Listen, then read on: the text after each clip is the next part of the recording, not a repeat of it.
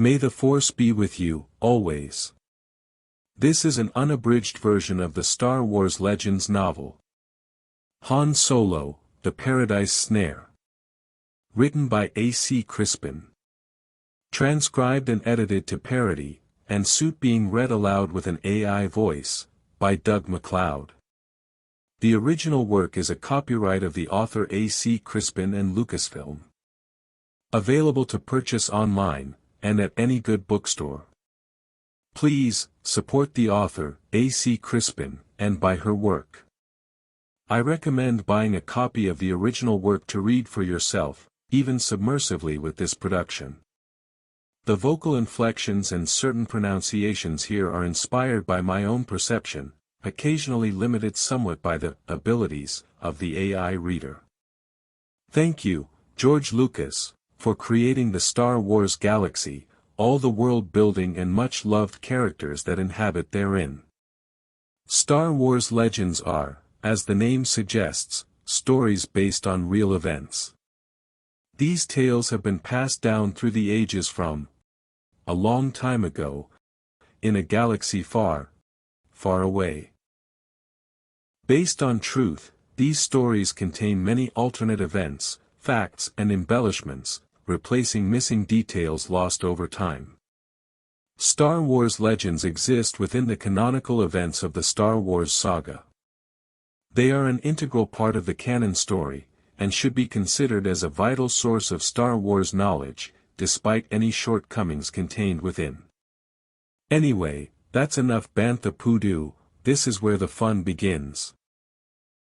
A long time ago, in a galaxy, far, far away. Crash landing.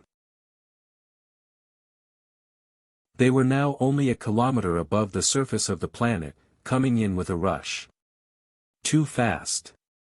Han slowed them, using the brake thrusters roughly.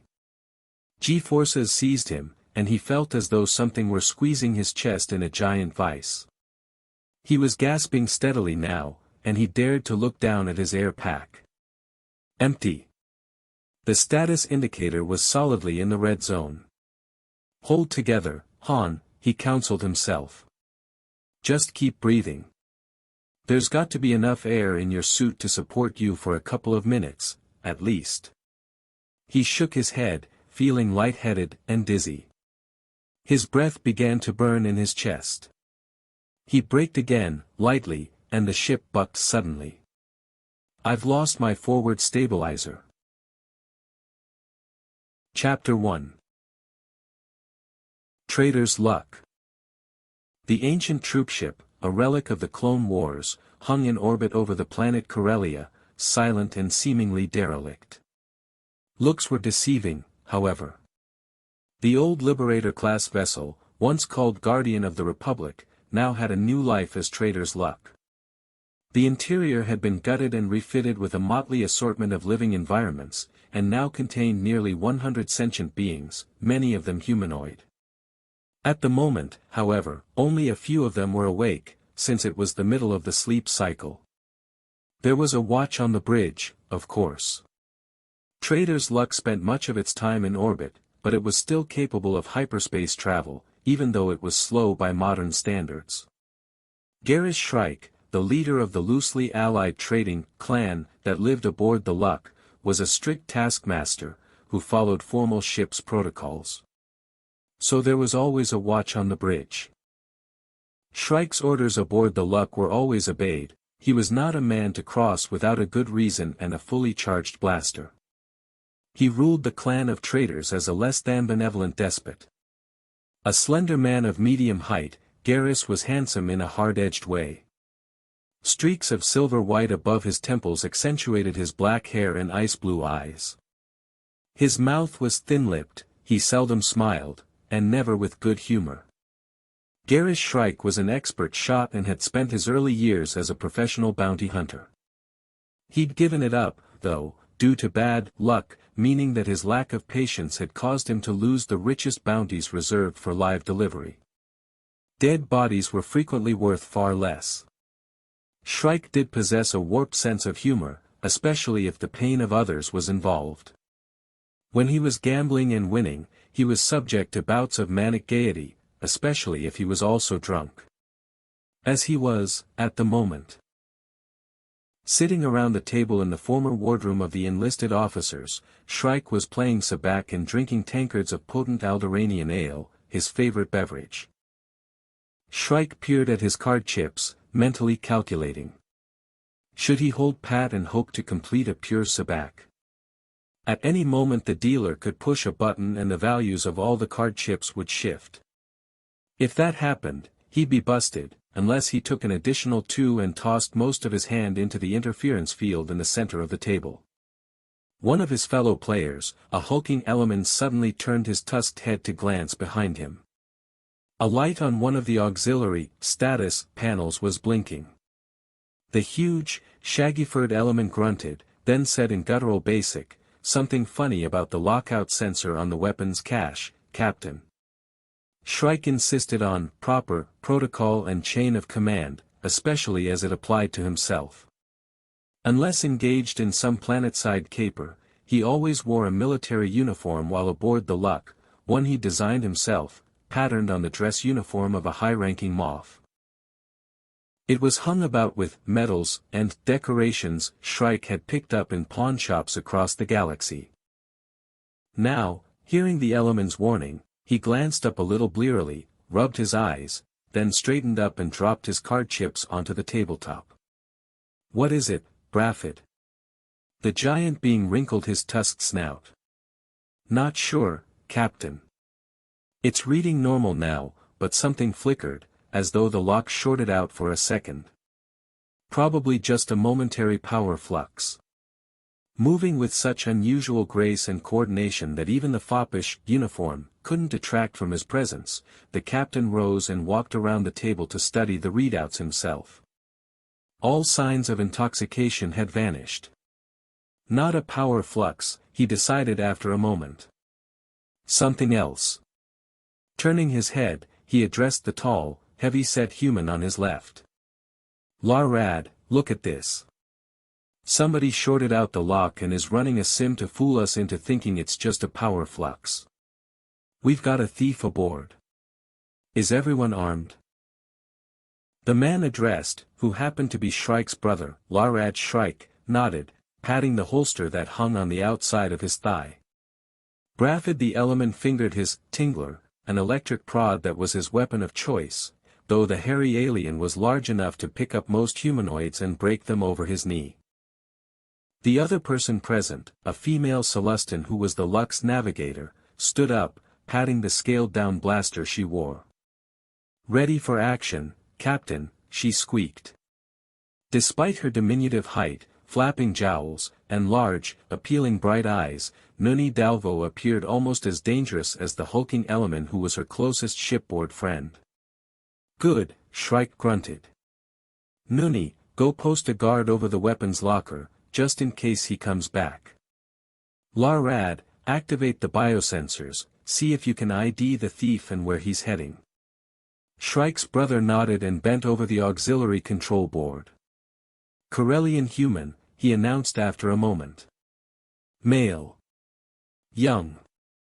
Height, 1.8 meters. Dark hair and eyes. Slender build. The bioscanner says it recognizes him. He's heading aft, toward the galley." Shrike's expression hardened until his eyes were as cold and blue as the glaciers on Hoth.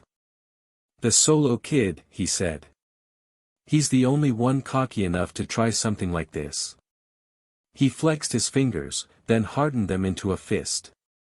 The ring he wore, made from a single gem of Deveronian blood poison, flashed dull silver in the bulkhead lights.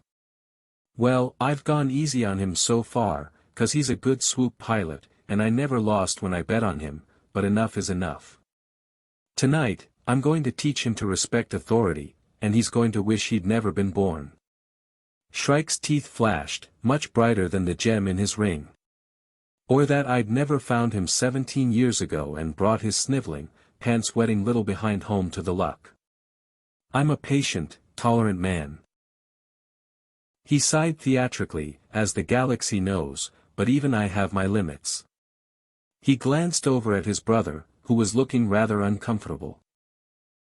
Garrus wondered if Larad was remembering the Solo kid's last punishment session a year ago. The youth hadn't been able to walk for 2 days. Shrike's mouth tightened. He wouldn't tolerate any softness among his subordinates.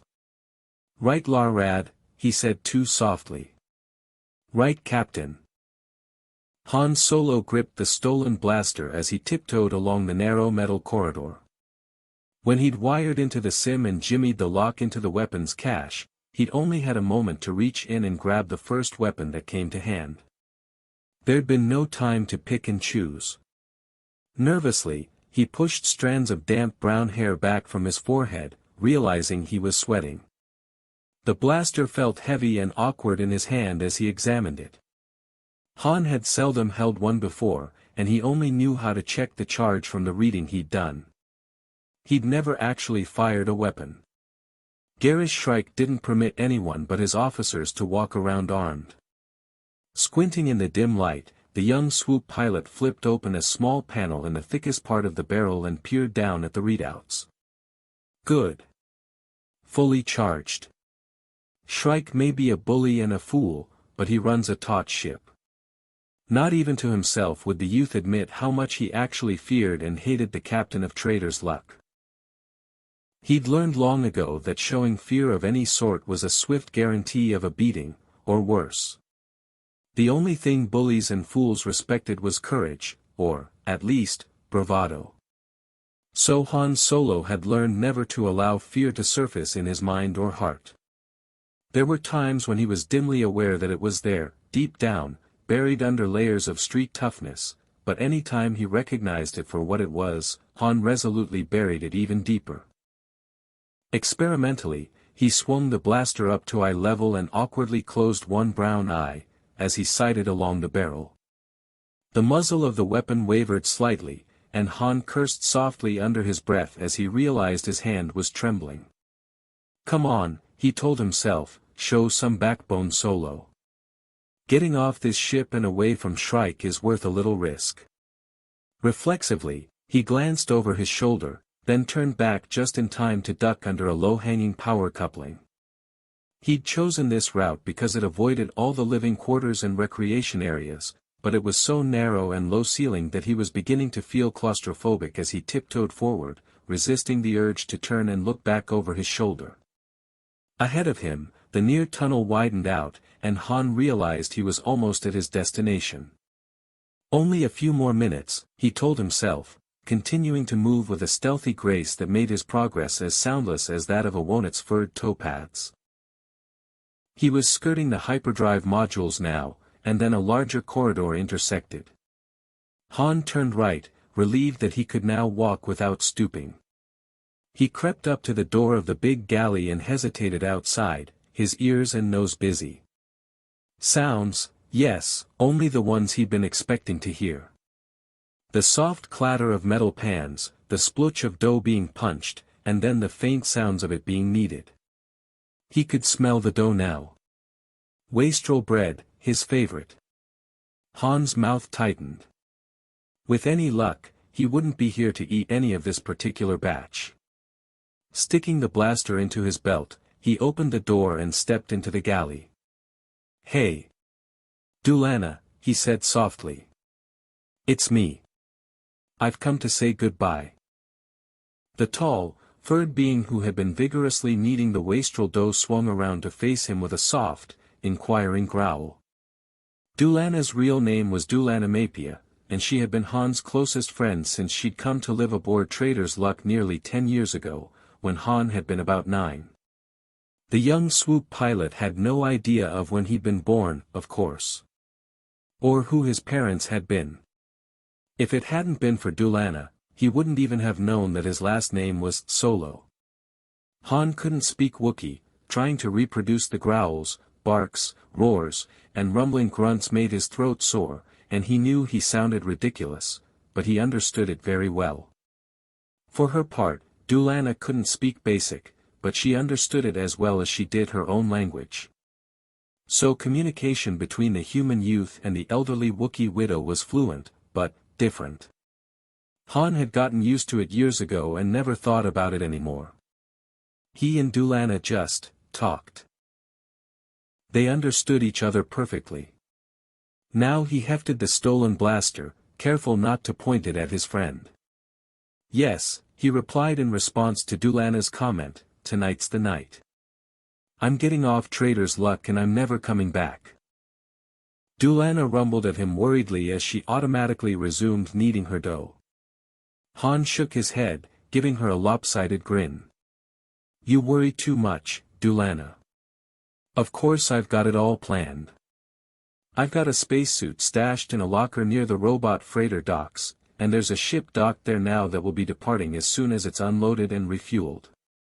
A robot freighter, and it's headed where I want to go. Dulana punched her dough, then growled a soft interrogatory. I'm heading for Ilesia, Han told her. Remember I told you all about it? It's a religious colony near Hut Space, and they offer pilgrims sanctuary from the outside universe. I'll be safe from Shrike there. And, he held up a small holodisc where the Wookiee cook could see it, look at this. They're advertising for a pilot. I already used up the last of my payout credits from that job we pulled, to send a message, telling them I'm coming to interview for the job. Dulana roared softly. Hey, I can't let you do that, Han protested, watching the cook set the loaves into pans and slide them into the thermal grate to bake. I'll be okay. I'll lift some credits on my way to the robot ship. Don't worry, Dulana. The Wookiee ignored him as she shuffled quickly across the galley, her hairy, slightly stooped form moving rapidly despite her advanced age. Dulana was nearly 600 years old, Han knew. Old even for a Wookiee. She disappeared into the door of her private living quarters, and then, a moment later, reappeared, clutching a pouch woven of some silky material that might even, from the look of it, be Wookiee fur. She held it out to him with a soft, insistent whine. Han shook his head again, and childishly put his hands behind his back. No, he said firmly. I'm not taking your savings, Dulana. You'll need those credits to buy passage to join me. The Wookiee cocked her head and made a short, questioning sound. Of course you're going to join me. Han said. You don't think I'm going to leave you here to rot on this hulk, do you? Shrike gets crazier every year. Nobody's safe aboard the Luck. When I get to Ilesia and get settled in, I'm going to send for you to join me. Ilesia's a religious retreat, and they offer their pilgrims sanctuary. Shrike won't be able to touch us there. Dulana reached inside the pouch, her hairy fingers surprisingly dexterous as she sifted through the credit vouchers inside. She handed several to her young friend. With a sigh, Han relented and took them. Well, okay. But this is just a loan, okay? I'm going to pay you back. The salary the Ilesian priests are offering is a good one. She growled her assent, then, without warning, reached out to ruffle his hair with her massive paw, leaving it sticking out in wild disarray. Hey! Han yelped. Wookiee head rubs were not to be taken lightly. I just combed my hair. Dulana growled, amused, and Han drew himself up indignantly. I do not look better, Scruffy. I keep telling you, the term scruffy ain't complimentary among humans. He stared at her, his indignation vanishing as he realized that this was the last time he'd see her beloved furry face, her gentle blue eyes, for a long time. Dulana had been his closest, and frequently only, friend for so long now. Leaving her was hard, very hard. Impulsively, the Corellian youth threw himself against her warm, solid bulk, hugging her fiercely. His head reached only to the middle of her chest. Han could remember when he'd barely stood as tall as her waist. I'm going to miss you, he said, his face muffled against her fur, his eyes stinging. You take care of yourself, Dulana. She roared softly, and her long, hairy arms came around him as she returned the embrace. Well, ain't this a touching sight, said a cold, all too familiar voice. Han and Dulana both froze, then wheeled to face the man who'd entered through the Wookiee's quarters. Garrus Shrike lounged in the doorway, his handsome features set in a smile that made Han's blood coagulate in his veins. Beside him, he could feel Dulana shudder, either with fear or loathing. Two other crew members, Larad Shrike and Braffid the Element, were visible over Shrike's shoulder. Han balled his fists with frustration. If it had only been Shrike, he might have chanced jumping the Lux captain. With Dulana to help him, they might have been able to subdue Garrus, but with Larad and the Element also present, they didn't have a chance.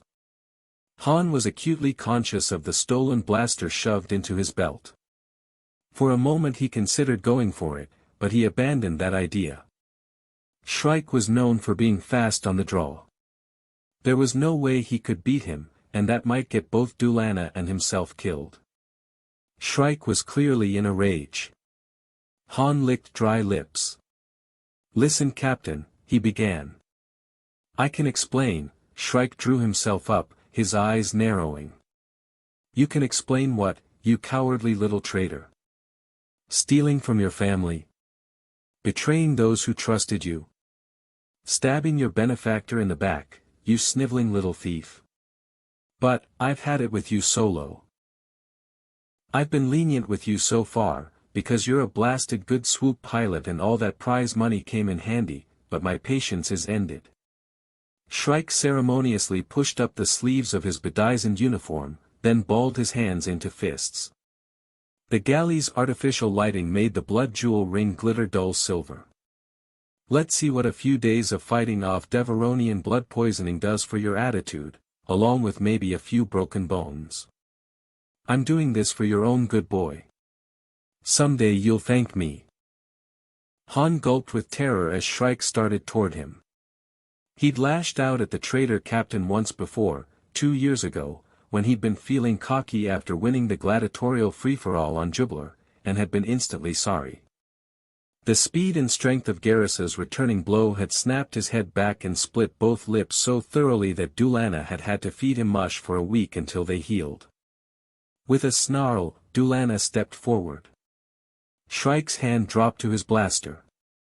"You stay out of this, old Wookiee," he snapped in a voice nearly as harsh as Dulana's. "Your cooking isn't that good." Han had already grabbed his friend's furry arm and was forcibly holding her back. "Dulana, no." She shook off his hold as easily as she would have waved off an annoying insect and roared at Shrike.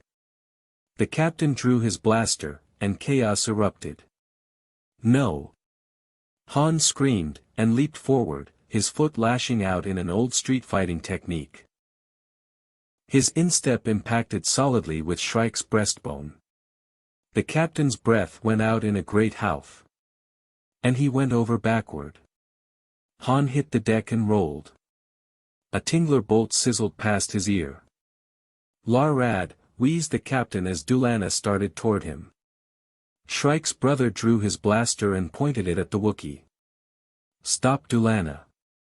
His words had no more effect than Han's. Dulana's blood was up, she was in full Wookiee battle rage. With a roar that deafened the combatants, she grabbed Larad's wrist and yanked, spinning him around and snapping him in a terrible parody of a child's "snap the whip" game. Han heard a crunch, mixed with several pops as tendons and ligaments gave way. Larad Shrike shrieked, a high, shrill noise that carried such pain that the Corellian youth's arm ached in sympathy.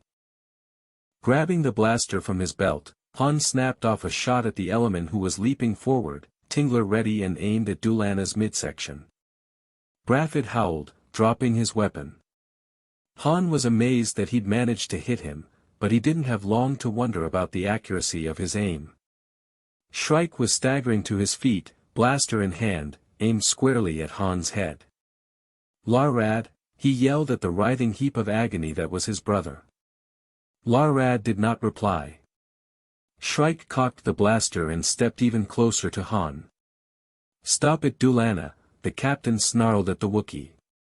"Or your buddy Solo dies." Han dropped his blaster and put his hands up in a gesture of surrender. Dulana stopped in her tracks, growling softly. Shrike leveled the blaster, and his finger tightened on the trigger. Pure malevolent hatred was etched upon his features, and then he smiled, pale blue eyes glittering with ruthless joy. For insubordination and striking your captain, he announced, I sentence you to death solo. May you rot in all the hells there ever were.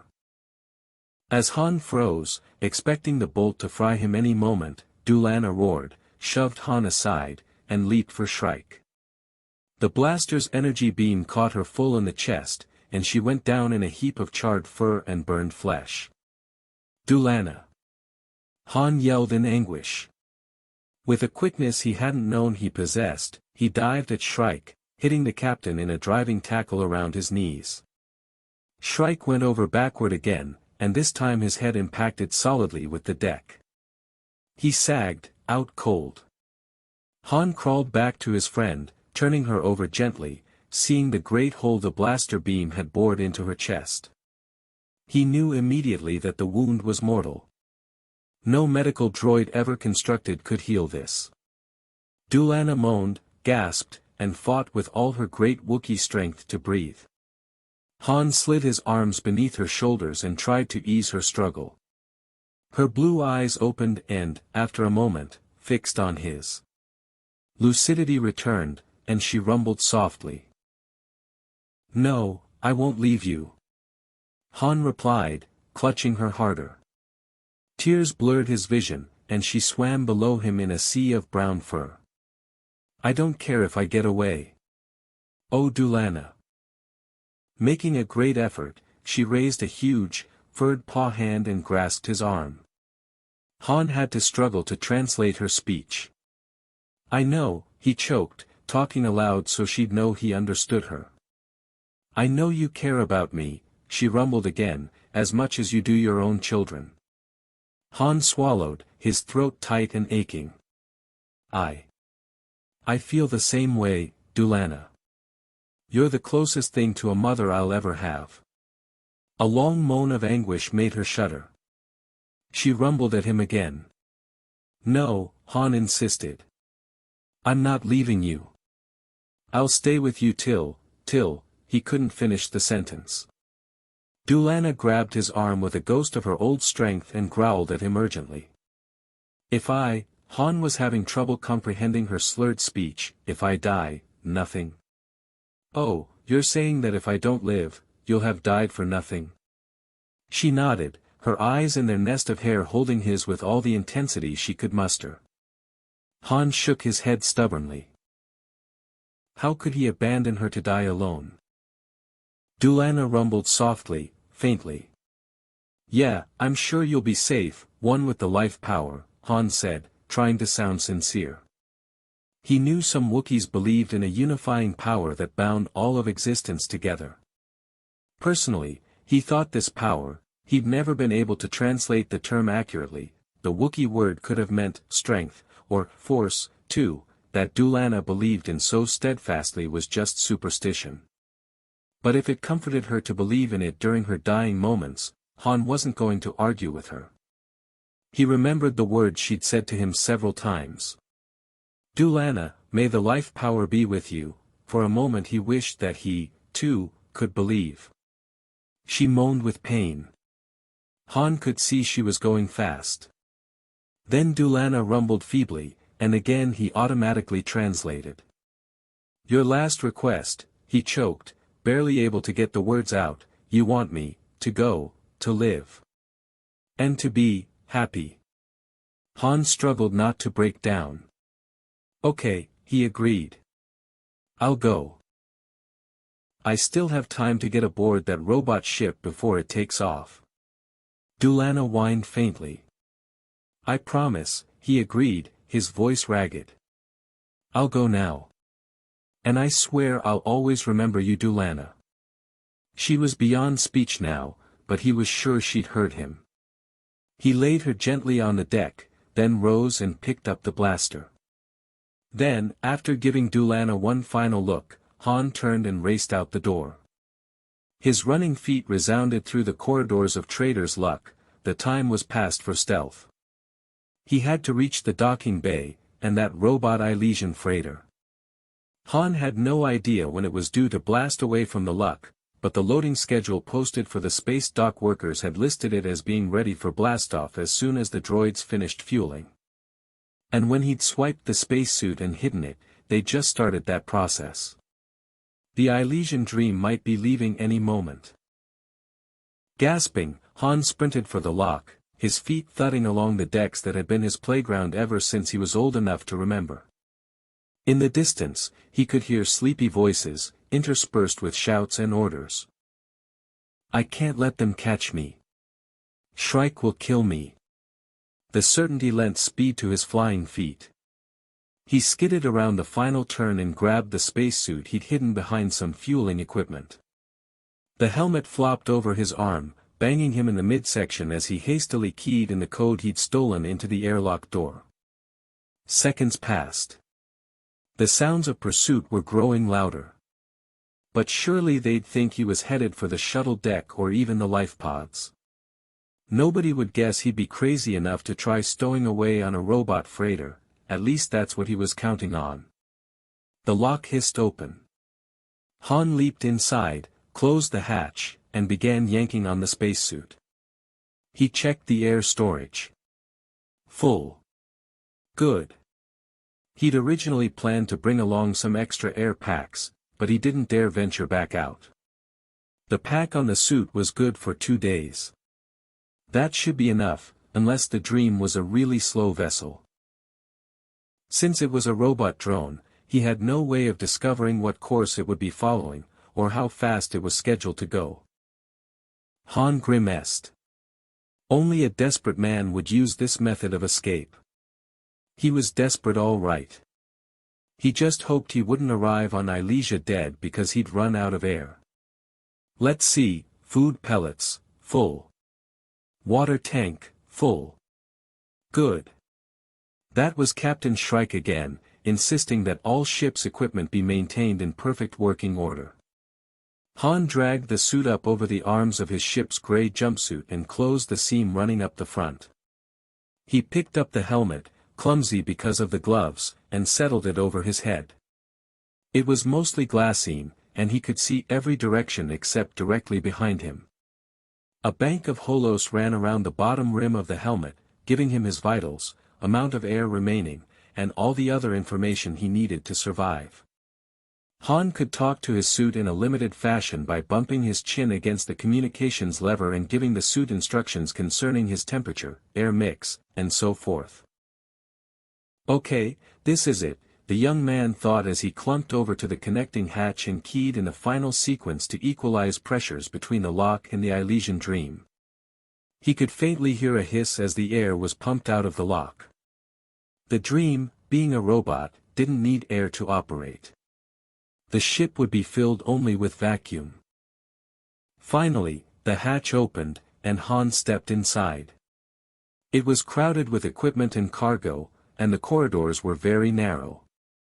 The Dream wasn't constructed to accommodate a living crew, only for routine maintenance, and Han had to turn sideways to squeeze in.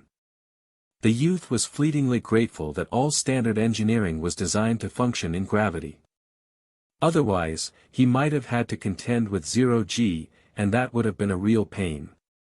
He'd been outside the trader's luck with the welding crew in spacesuits several times since he'd been considered old enough for hazardous ship's duty, hanging in space, tethered to the ship only by a seemingly fragile umbilical.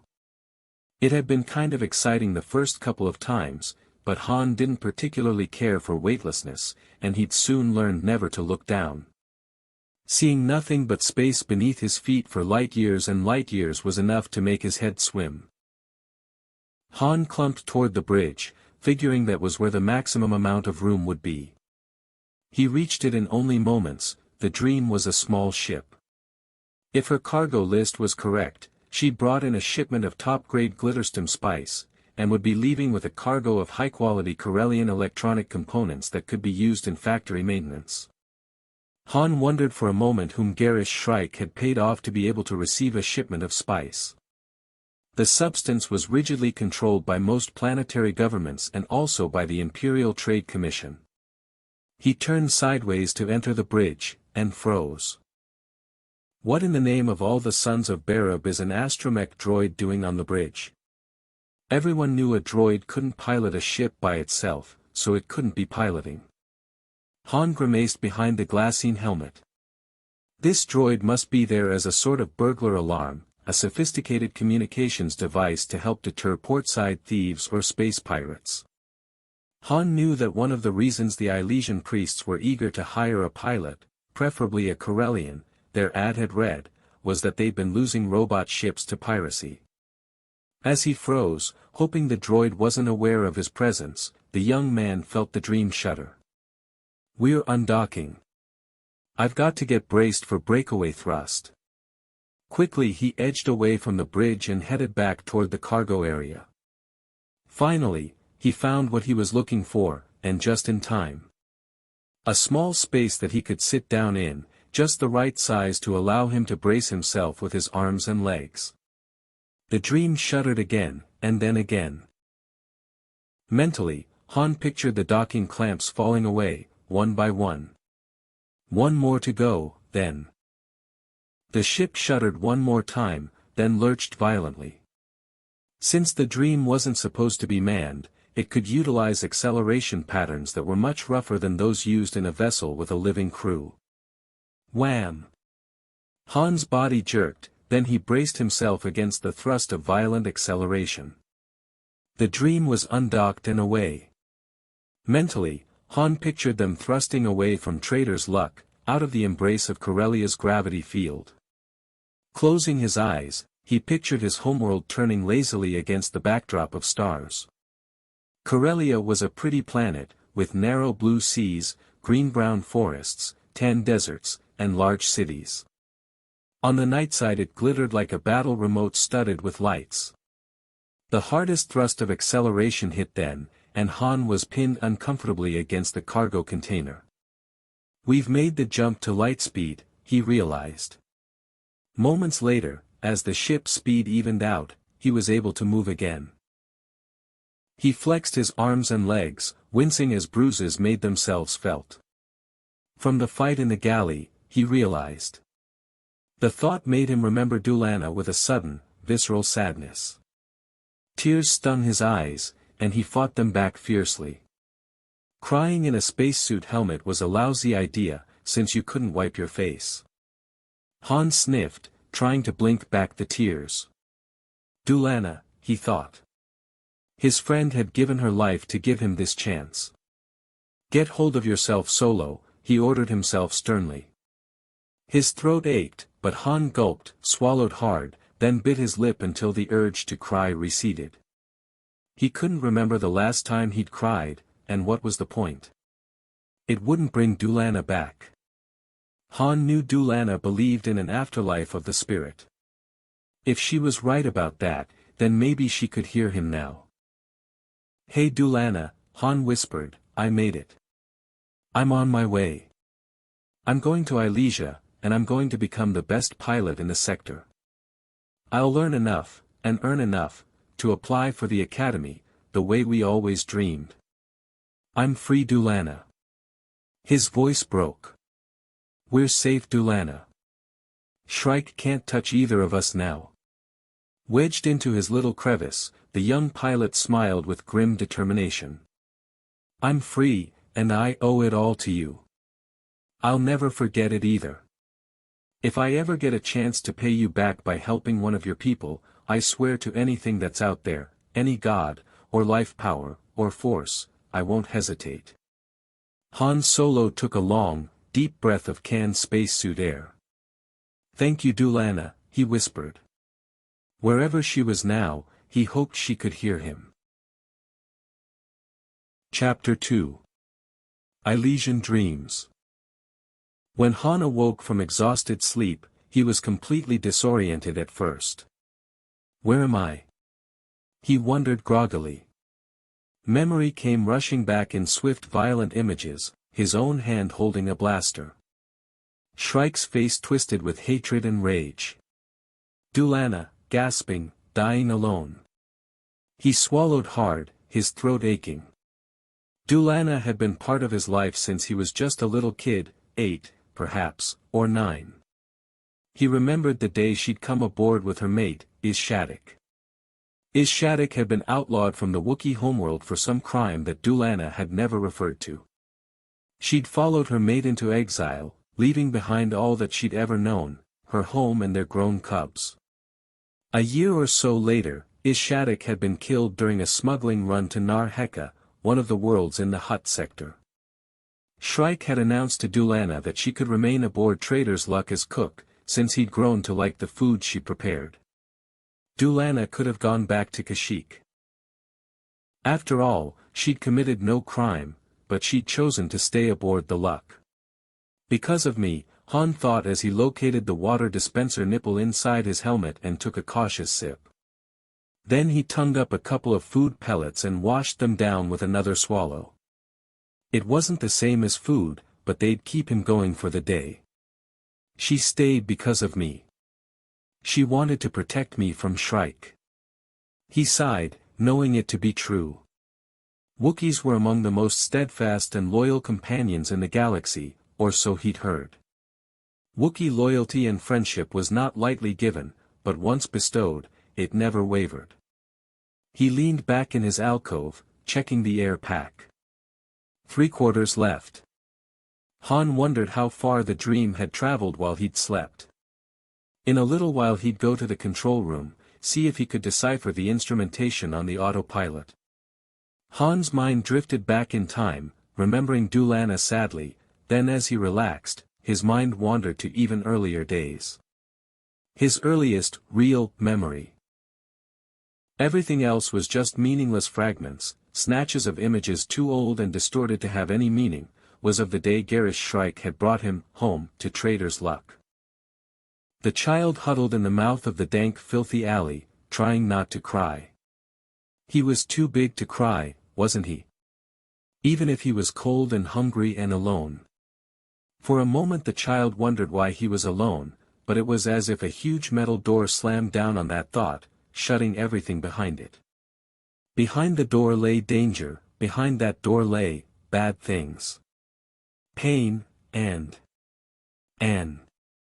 The boy shook his head, and his lank, filthy hair fell straggling into his face. He pushed it back with a hand that was so grimed with dirt that his natural skin color barely showed. He wore only a pair of ragged pants and a torn sleeveless tunic that was too small. His feet were bare. Had he ever had shoes? The child thought that perhaps he remembered shoes. Good shoes, nice ones, shoes that someone had put on his feet and helped him fasten. Someone who was gentle, who smiled instead of scowled, someone who was clean and smelled good, who wore pretty clothes. Slam. The door came down again, and little Han, he knew that was his name, but knew of no other that went with it, winced from the pain in his mind. He knew better than to let those thoughts fill his mind. Thoughts and memories like that were bad, they hurt, better not to think them. He sniffled again and wiped futilely at his runny nose. He realized he was standing in a puddle of foulness, and that his feet were so cold he could barely feel them. It was night now, and it promised to be a cold one. Hunger twisted in Han's stomach like a living thing, a creature that bit painfully. He couldn't remember the last time he'd eaten. Had it been this morning when he'd found that kavasa fruit in a garbage dump, the ripe juicy one that was only half eaten?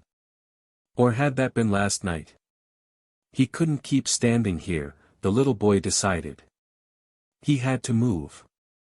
Han stepped out of the alley onto the pathwalk.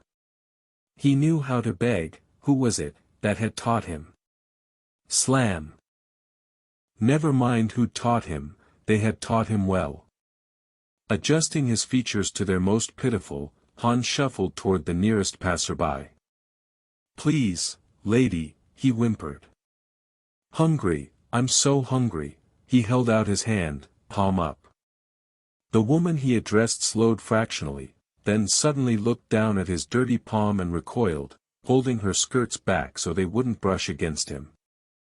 "Lady," Han breathed, turning with more than professional interest to watch her walk away. She had on a nice dress, soft and shiny, sort of, glowing, in the harsh streetlights of the Karelian harbor town. She reminded him of someone, with her big, dark eyes, her smooth skin, her hair. Slam! He began to sob, hopelessly, his small body shaking from cold, hunger, grief, and loneliness. "Hey there, Han," the sharp but not unfriendly voice broke through his wall of misery. Sniffling and gulping, Han looked up to see a tall form bending over him. Black hair, pale blue eyes. He smelled of Alderanian ale, and the smoke from half a dozen prescribed drugs, but he was steady on his feet, unlike many of the other passers-by. Seeing that Han was looking up at him, the man squatted down onto his heels, which brought him to only a little above Han's eye level. "You're too big to cry in the street, you know that, don't you?" Han nodded, still sniffling, but trying to control himself. Yes. At first he lisped a little, the way he had when he'd first learned to talk. That was a long, long time ago, Han thought. He'd been talking since the cold season, and it was soon going to be cold season again. He'd been talking since. Slam! The child shuddered again as his mind resolutely shut away all his memories of that before time. Something else surfaced, something he'd overlooked at first in his misery. Han's eyes widened. This man had called him by name. "How does he know my name?" Who are you?" Han whispered. "How do you know my name?" The man grinned, showing many teeth. It was meant to be a friendly expression, Han could tell, but there was something about it that made him shudder. It reminded him of the packs of canoids that hunted prey in the alleys. "I know lots of things, kid," the man replied. "Call me Captain Shrike." "Can you say that?" Yes, Tin Shrike," Han parroted uncertainly. He hiccuped as his sobbing died away. But how did you know my name? Please." The man put out a hand as if to ruffle his hair, then seemed to take in the dirt and scritches inhabiting his young scalp and think better of it. "You'd be surprised, Han. I know almost everything that goes on here on Karelia. I know who's lost and who's found, who's for sale and who's sold, and where all the bodies are buried. Matter of fact, I've had my eye on you. You seem like a smart lad. Are you smart?" Han drew himself up, eyed the man levelly. "Yes, Captain," he said, forcing his voice to be steady. "I'm smart." He knew he was. Anyone who wasn't didn't last for months on the streets, the way he had. "Good, that's the lad. Well, I could use a smart lad to work for me. Why don't you come with me? I'll give you a square meal and a warm place to sleep." He grinned again. "And I just bet you'd like to see my ship." He pointed up at the darkening sky. Han nodded eagerly. "Food? A bed? And especially a spaceship?" "Yes, Captain. I want to be a pilot when I grow up." The man laughed and held out his hand. "Well, come on then." Han let the big hand engulf his, and the two of them walked away together, toward the spaceport. Han stirred and shook his head. I should never have gone with him that day, he thought. If I hadn't gone with him, Dulana would still be alive. But if he hadn't gone with Shrike, he'd probably have awakened some night in the alley to find that Vrelts had chewed his ears and nose off, the way they had one of the other alley urchins that garish Shrike had rescued. Han smiled grimly. Captain Shrike didn't have an altruistic bone in his body. He collected children and used them to turn a profit. Almost every planet the Luck visited, Shrike loaded up a group of his rescuees and took them down to the streets in the shuttle. There he left them under the supervision of a droid he'd programmed himself, F8GN. 8GN assigned them to their territories and kept track of their proceeds, as the children roamed the streets, begging and pickpocketing. They used the littlest ones, the skinniest ones, the deformed ones for begging. The Vrelt-Nod girl, Donalis, had always done well. Shrike kept her working hard for years by promising her that when she'd earned enough for him, he'd get her face fixed for her, so she'd look human again. But he never had. When she was about 14, Donalis evidently realized that Shrike was never going to make good on his promises. One night she went into the Lux airlock and cycled it, without first putting on a suit. Han had been on the cleanup crew. He shuddered at the memory. Poor Donalis. He could still picture her in his mind, handing over a day's begging receipts to 8GN. The droid was tall and spindly, made from coppery reddish metal. It had been repaired so many times that it had patches everywhere, as though the droid were wearing a much-mended garment. Copper patches, gold-colored patches, steel-colored patches, and one round, silvery one on the top of its head. Han could still hear the droid's voice in his mind. 8GN had had something wrong with its speakers, and its voice had alternated between sounding deep and unctuous, to shrill, mechanical squeakiness. But no matter how the droid sounded, they'd all paid attention to what 8GN said. Now, dear children, have you all got your territory assignments? The copper-colored droid swiveled its head a little rustily on its pipe-stem neck, regarding the 8 children from Trader's Luck as they stood ranged before it. All of the children, including 5-year-old Han, affirmed that they did indeed have their territories. Very well then, dear children, the droid continued in its deep, then squeaky tones, let me now give you your job assignments. Padra. The droid looked down at a small boy only a year or so older than Han. Today we're going to give you your first chance to show us how helpful you can be to these poor citizens who are burdened with credit vouchers, jewelry, and expensive private comlinks. The droid's eyes glittered eerily. They were different colors, one had burned out long ago, and Shrike had replaced it with a lens scavenged from a junk droid, giving F8GN one red eye, and one green. Are you willing to help out these poor benighted citizens, Padra? 8GN asked, cocking its metal head inquiringly, its voice dripping artificial camaraderie. Sure am, the boy cried. He gave Han and the other small children a triumphant glance. No more baby begging for me, he whispered excitedly. Han, who was barely beginning to learn the skills necessary to pick pockets swiftly and undetectably, felt a stir of envy. Picking pockets was easy, once you learned how to do it well. It was far easier to meet 8GN's quota for a day's work, picking pockets, than it was by begging. Begging required accosting at least 3 marks, roughly, in order to gain 1 donation. But pickpocketing, now that was the best way to earn big money.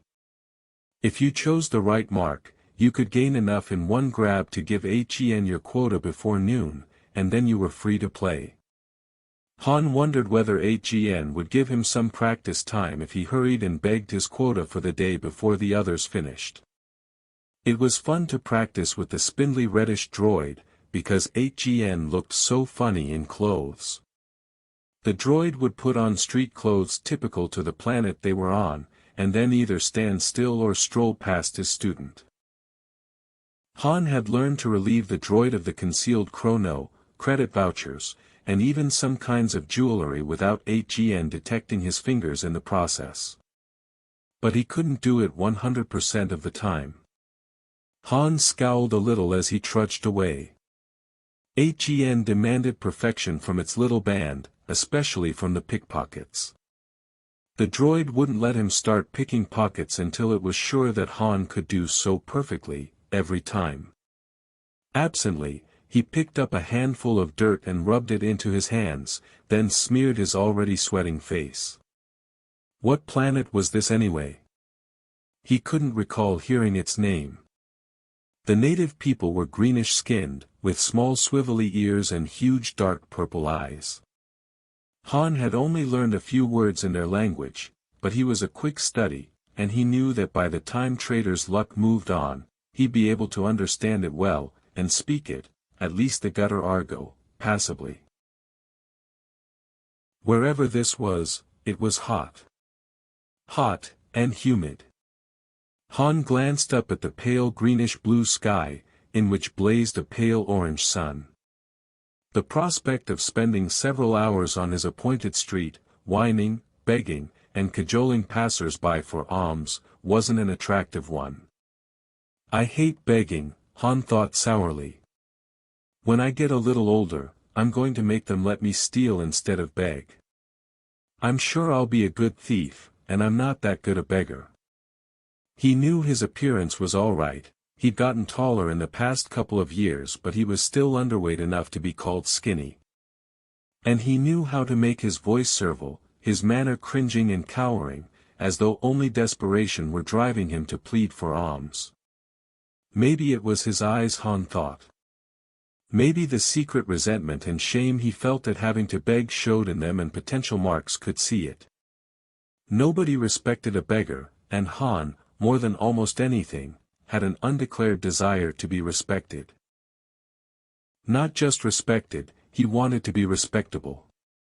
He couldn't recall much about his life before Garish Shrike had found him begging on Corellia, but Han somehow knew that once upon a time, things had been different.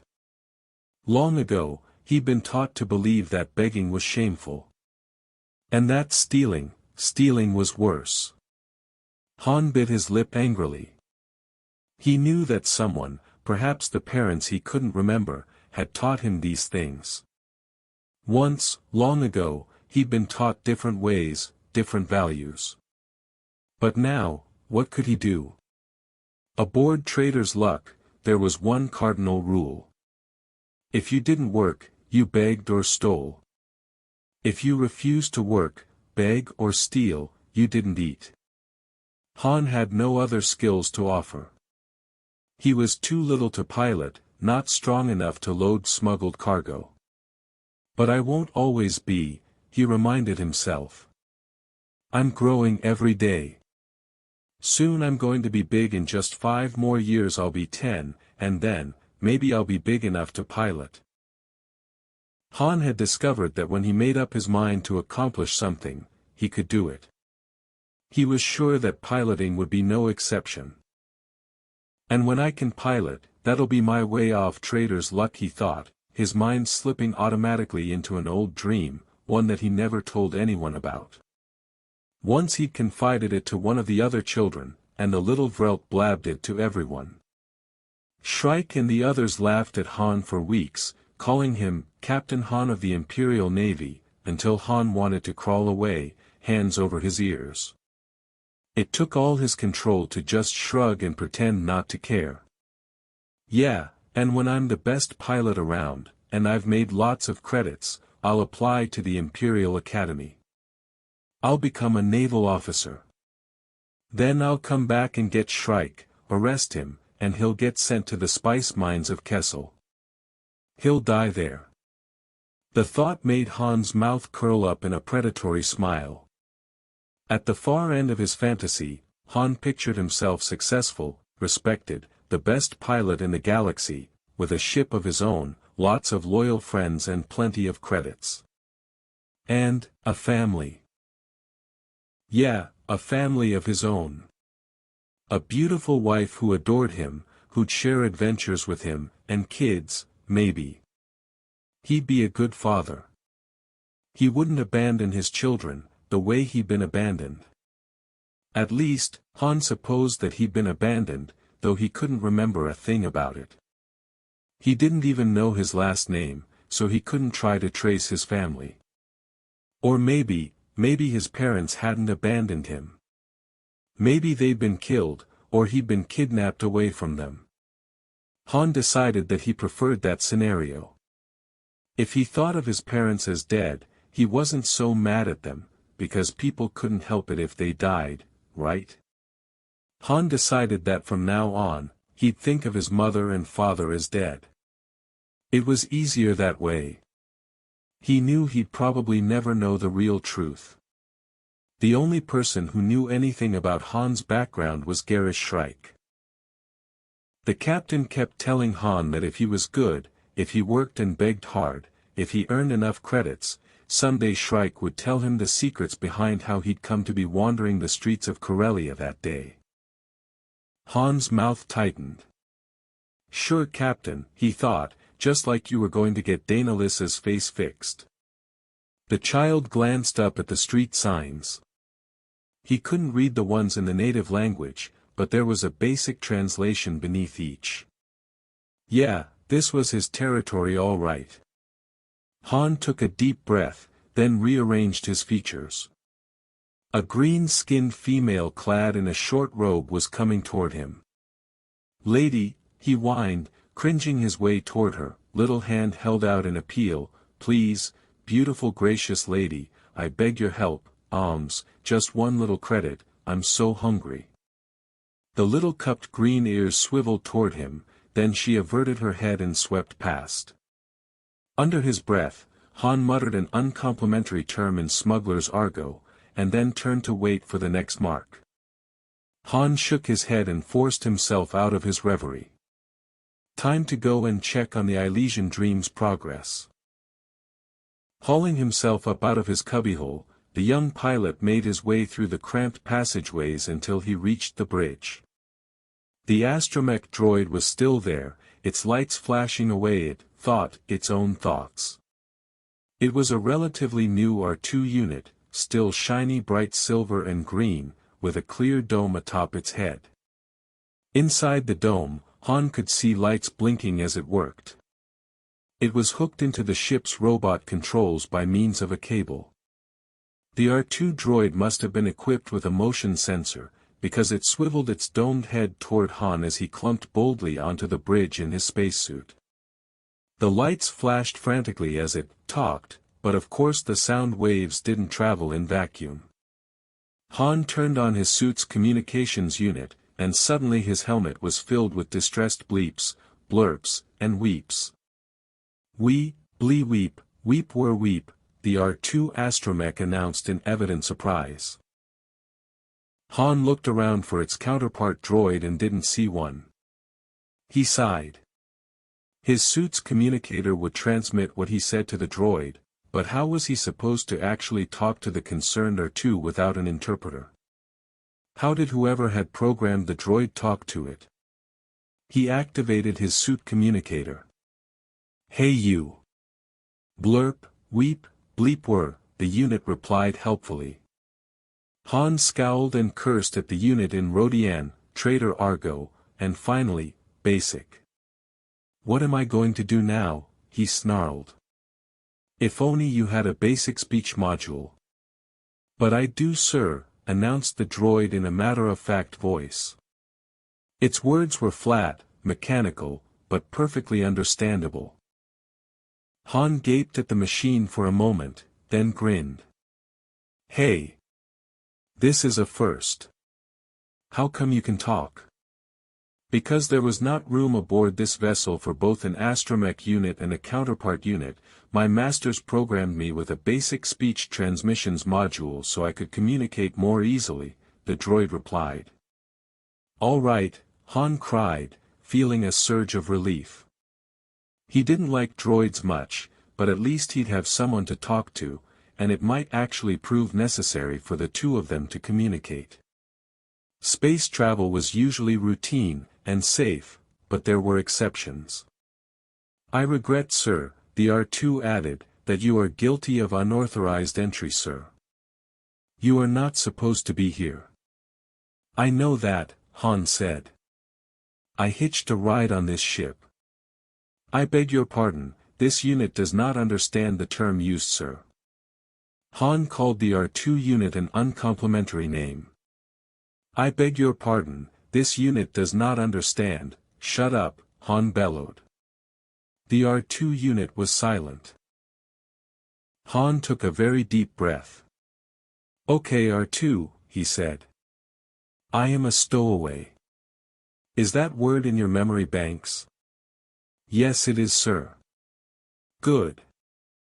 I stowed away aboard this ship because I needed a ride to Ilesia.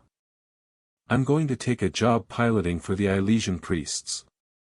Understand?" "Yes, sir. However, I must inform you that in my capacity as a watch droid assigned to safeguard this vessel and its contents, I must seal all the exits when we reach Ilesia, then inform my masters that you are aboard, thus expediting your capture by their security staff." "Hey, little pal," Han said generously, "when we reach Ilesia, you just go right ahead and do that. When the priests see that I fit all their requirements, they won't give a vrelt's ass how I arrived there." "I beg your pardon, sir, but this unit does not." "Shut up." Han glanced down at his air pack readout, then said, "Okay, R2, I'd like to check on our flight path, speed and ETA to Ilesia. Please display that information." "I regret, sir, that I am not authorized to give you that information."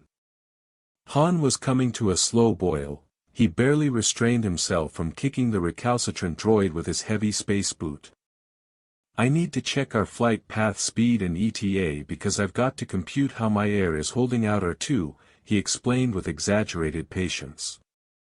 "I beg your pardon, sir, but this unit." "Shut up." Han was starting to sweat now, and the suit's refrigeration unit revved up a little faster. He struggled to keep his tones calm. "Listen carefully, R2, he said. "Don't you have some kind of operating systems program that orders you to attempt to preserve the lives of intelligent beings whenever you can?" "Yes, sir, that programming is included with all astromech droids. For a droid to deliberately harm or fail to prevent harm to a sentient being, its operating system module must be altered." "Good," Han said. That fit in with what he knew about astromech programming. "Listen to me, R2. If you don't show me our flight plan, speed and ETA, you may be responsible for my death, from lack of air. Do you understand me now?" "Please elaborate, sir." Han explained, with exaggerated patience, his situation. When he finished, the droid was silent for a moment, evidently cogitating. Finally, it whirred once, then said, "I will comply with your request, sir, and will display the information requested on the diagnostic interface screen." Han breathed a long sigh of relief. Since the ship was basically a giant robot drone, it had no controls visible on its control boards, just assorted blinking lights. But in order to service the ship, there was a screen built into the control board. Han stepped carefully around the R2 unit and stared down at the screen. Information scrolled across it, so rapidly, no human could have read it. Han turned to the R2 unit. "Put that data back up, and this time leave it there until I can read it. Get it?" "Yes, sir." The droid's artificial voice sounded almost meek. Han studied the figures and diagram that appeared on the screen for several minutes, feeling his uneasiness grow into real fear. He had nothing to write with, and no way to access the Navi computer, but he had a bad feeling about what he was seeing. Biting his lip, he forced himself to concentrate as he ran the figures in his head, over and over. Ilesian Dream's flight path had been set to take it in a circuitous route to the planet, in order to avoid the worst of the pirate-infested areas of Hutt space. And the little freighter's speed was set far lower than the ship was capable of, slower than even Trader's luck normally traveled through hyperspace. Not good. Not good at all. If their speed and course weren't altered, Han realized, he'd run out of air about 5 hours before the Dream set down on Ilesian soil. The ship would land with a corpse aboard, his. He turned back to the R2 unit. "Listen, R2, you've got to help me. If I don't alter our course and speed, I won't have sufficient air to make the trip. I'll die, and it will be your fault. The R2 unit's lights flashed as the machine contemplated this revelation. Finally it said, "But I did not know you were on board, sir. I cannot be held responsible for your death." "Oh no." Han shook his head inside his helmet. "It doesn't work that way, R2. If you know about this situation and do nothing, then you will be causing the death of a sentient being. Is that what you want?" "No," the droid said. Even its artificial tones sounded fairly strained, and its lights flickered rapidly and erratically.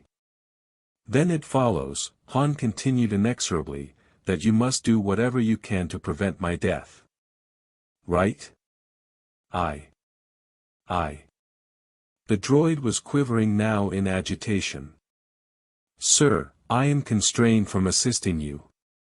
My programming is in conflict with my hardware." "What do you mean?" Han was worried now.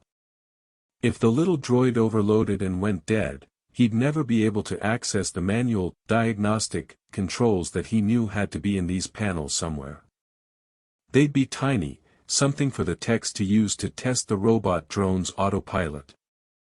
"My programming is constraining me from informing you." Han took one huge stride over to the little droid and knelt in front of it. "Blast you!" He pounded his fist on top of the droid's clear dome. "I'll die, tell me." The droid rocked agitatedly, and Han wondered if it would simply fall apart with the strain. But then it said, "I have been fitted with a restraining bolt, sir. It prevents me from complying with your request."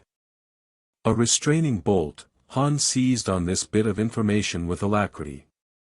"Let's see, where is it?" After a moment he spotted it, low down on the droid's metal carapace. He reached down, grasped it, and tugged. Nothing. The bolt didn't move. Han gripped harder, tried twisting. He grunted with effort, really sweating now, imagining he could feel those molecules of oxygen running out in a steady stream. He'd heard that hypoxia wasn't an especially bad way to die, compared to explosive decompression or being shot, for example, but he had no desire to find out firsthand. The bolt didn't move. Han tried harder, jerking at it, swearing in half a dozen alien tongues, but the stubborn thing didn't budge. "Got to find something I can hit it with," Han thought, glancing wildly around the control cabin. But there was nothing, not a hydrospanner, a wrench, nothing. Suddenly he remembered the blaster. He'd left it on the floor in his little cubicle. "Wait right here," Han instructed the R2 unit, and then he was squeezing back through the narrow corridors. Shooting a blaster inside a spaceship, even an unpressurized spaceship, wasn't a good idea, but he was desperate. Han returned with the weapon, and examined the settings. Lowest setting, he thought. Narrowest beam. Clumsy in his spacesuit gloves, he had trouble adjusting the power setting and beam width. The R2's lights had been flashing frenetically ever since he'd returned, and now it weeped plaintively. Sir, may I ask what you're doing?" "I'm getting rid of that restraining bolt," Han told it grimly. Aiming and narrowing his eyes, he squeezed delicately. A flash of energy erupted, and the little droid wept. So shrilly it sounded like a scream. The restraining bolt fell to the deck, leaving behind a black burned scar on the otherwise shining metal of the R2 unit. "Gotcha," Han said with satisfaction. "Now R2, be good enough to point me toward the manual interfaces and controls in your ship here." The droid obediently extruded a mobile wheeled leg and rolled over to the control banks, its interface cable trailing behind it. Han went over and crouched before the instrument panel, awkward in his suit. Following the droid's instructions, he wrenched off the top of one featureless control panel and studied the tiny bank of controls. Cursing at the awkwardness of trying to manipulate the controls while wearing spacesuit gloves, Han began using the manual interface mode to disengage the hyperdrive. Altering course and speed could only be done in real space. Once they were back in real space, Han painstakingly computed a new course, using the R2 unit to perform the more esoteric calculations for the jump that would send them back into hyperspace. It took the young Corellian a while to lay in their new course and speed, but finally Han triggered the hyperdrive engage switch again. A second later he felt the lurch as the drive kicked in. Han clung grimly to the instrument panel as the ship hurtled into hyperspace on its new course, at a greatly increased rate of speed. As the ship steadied around him, Han drew a long breath and let it out very slowly. He slumped to the deck and sat there, his legs stuck out before him. "Phew. You realize, sir," said the R2 unit, "that you will now have to land this craft manually.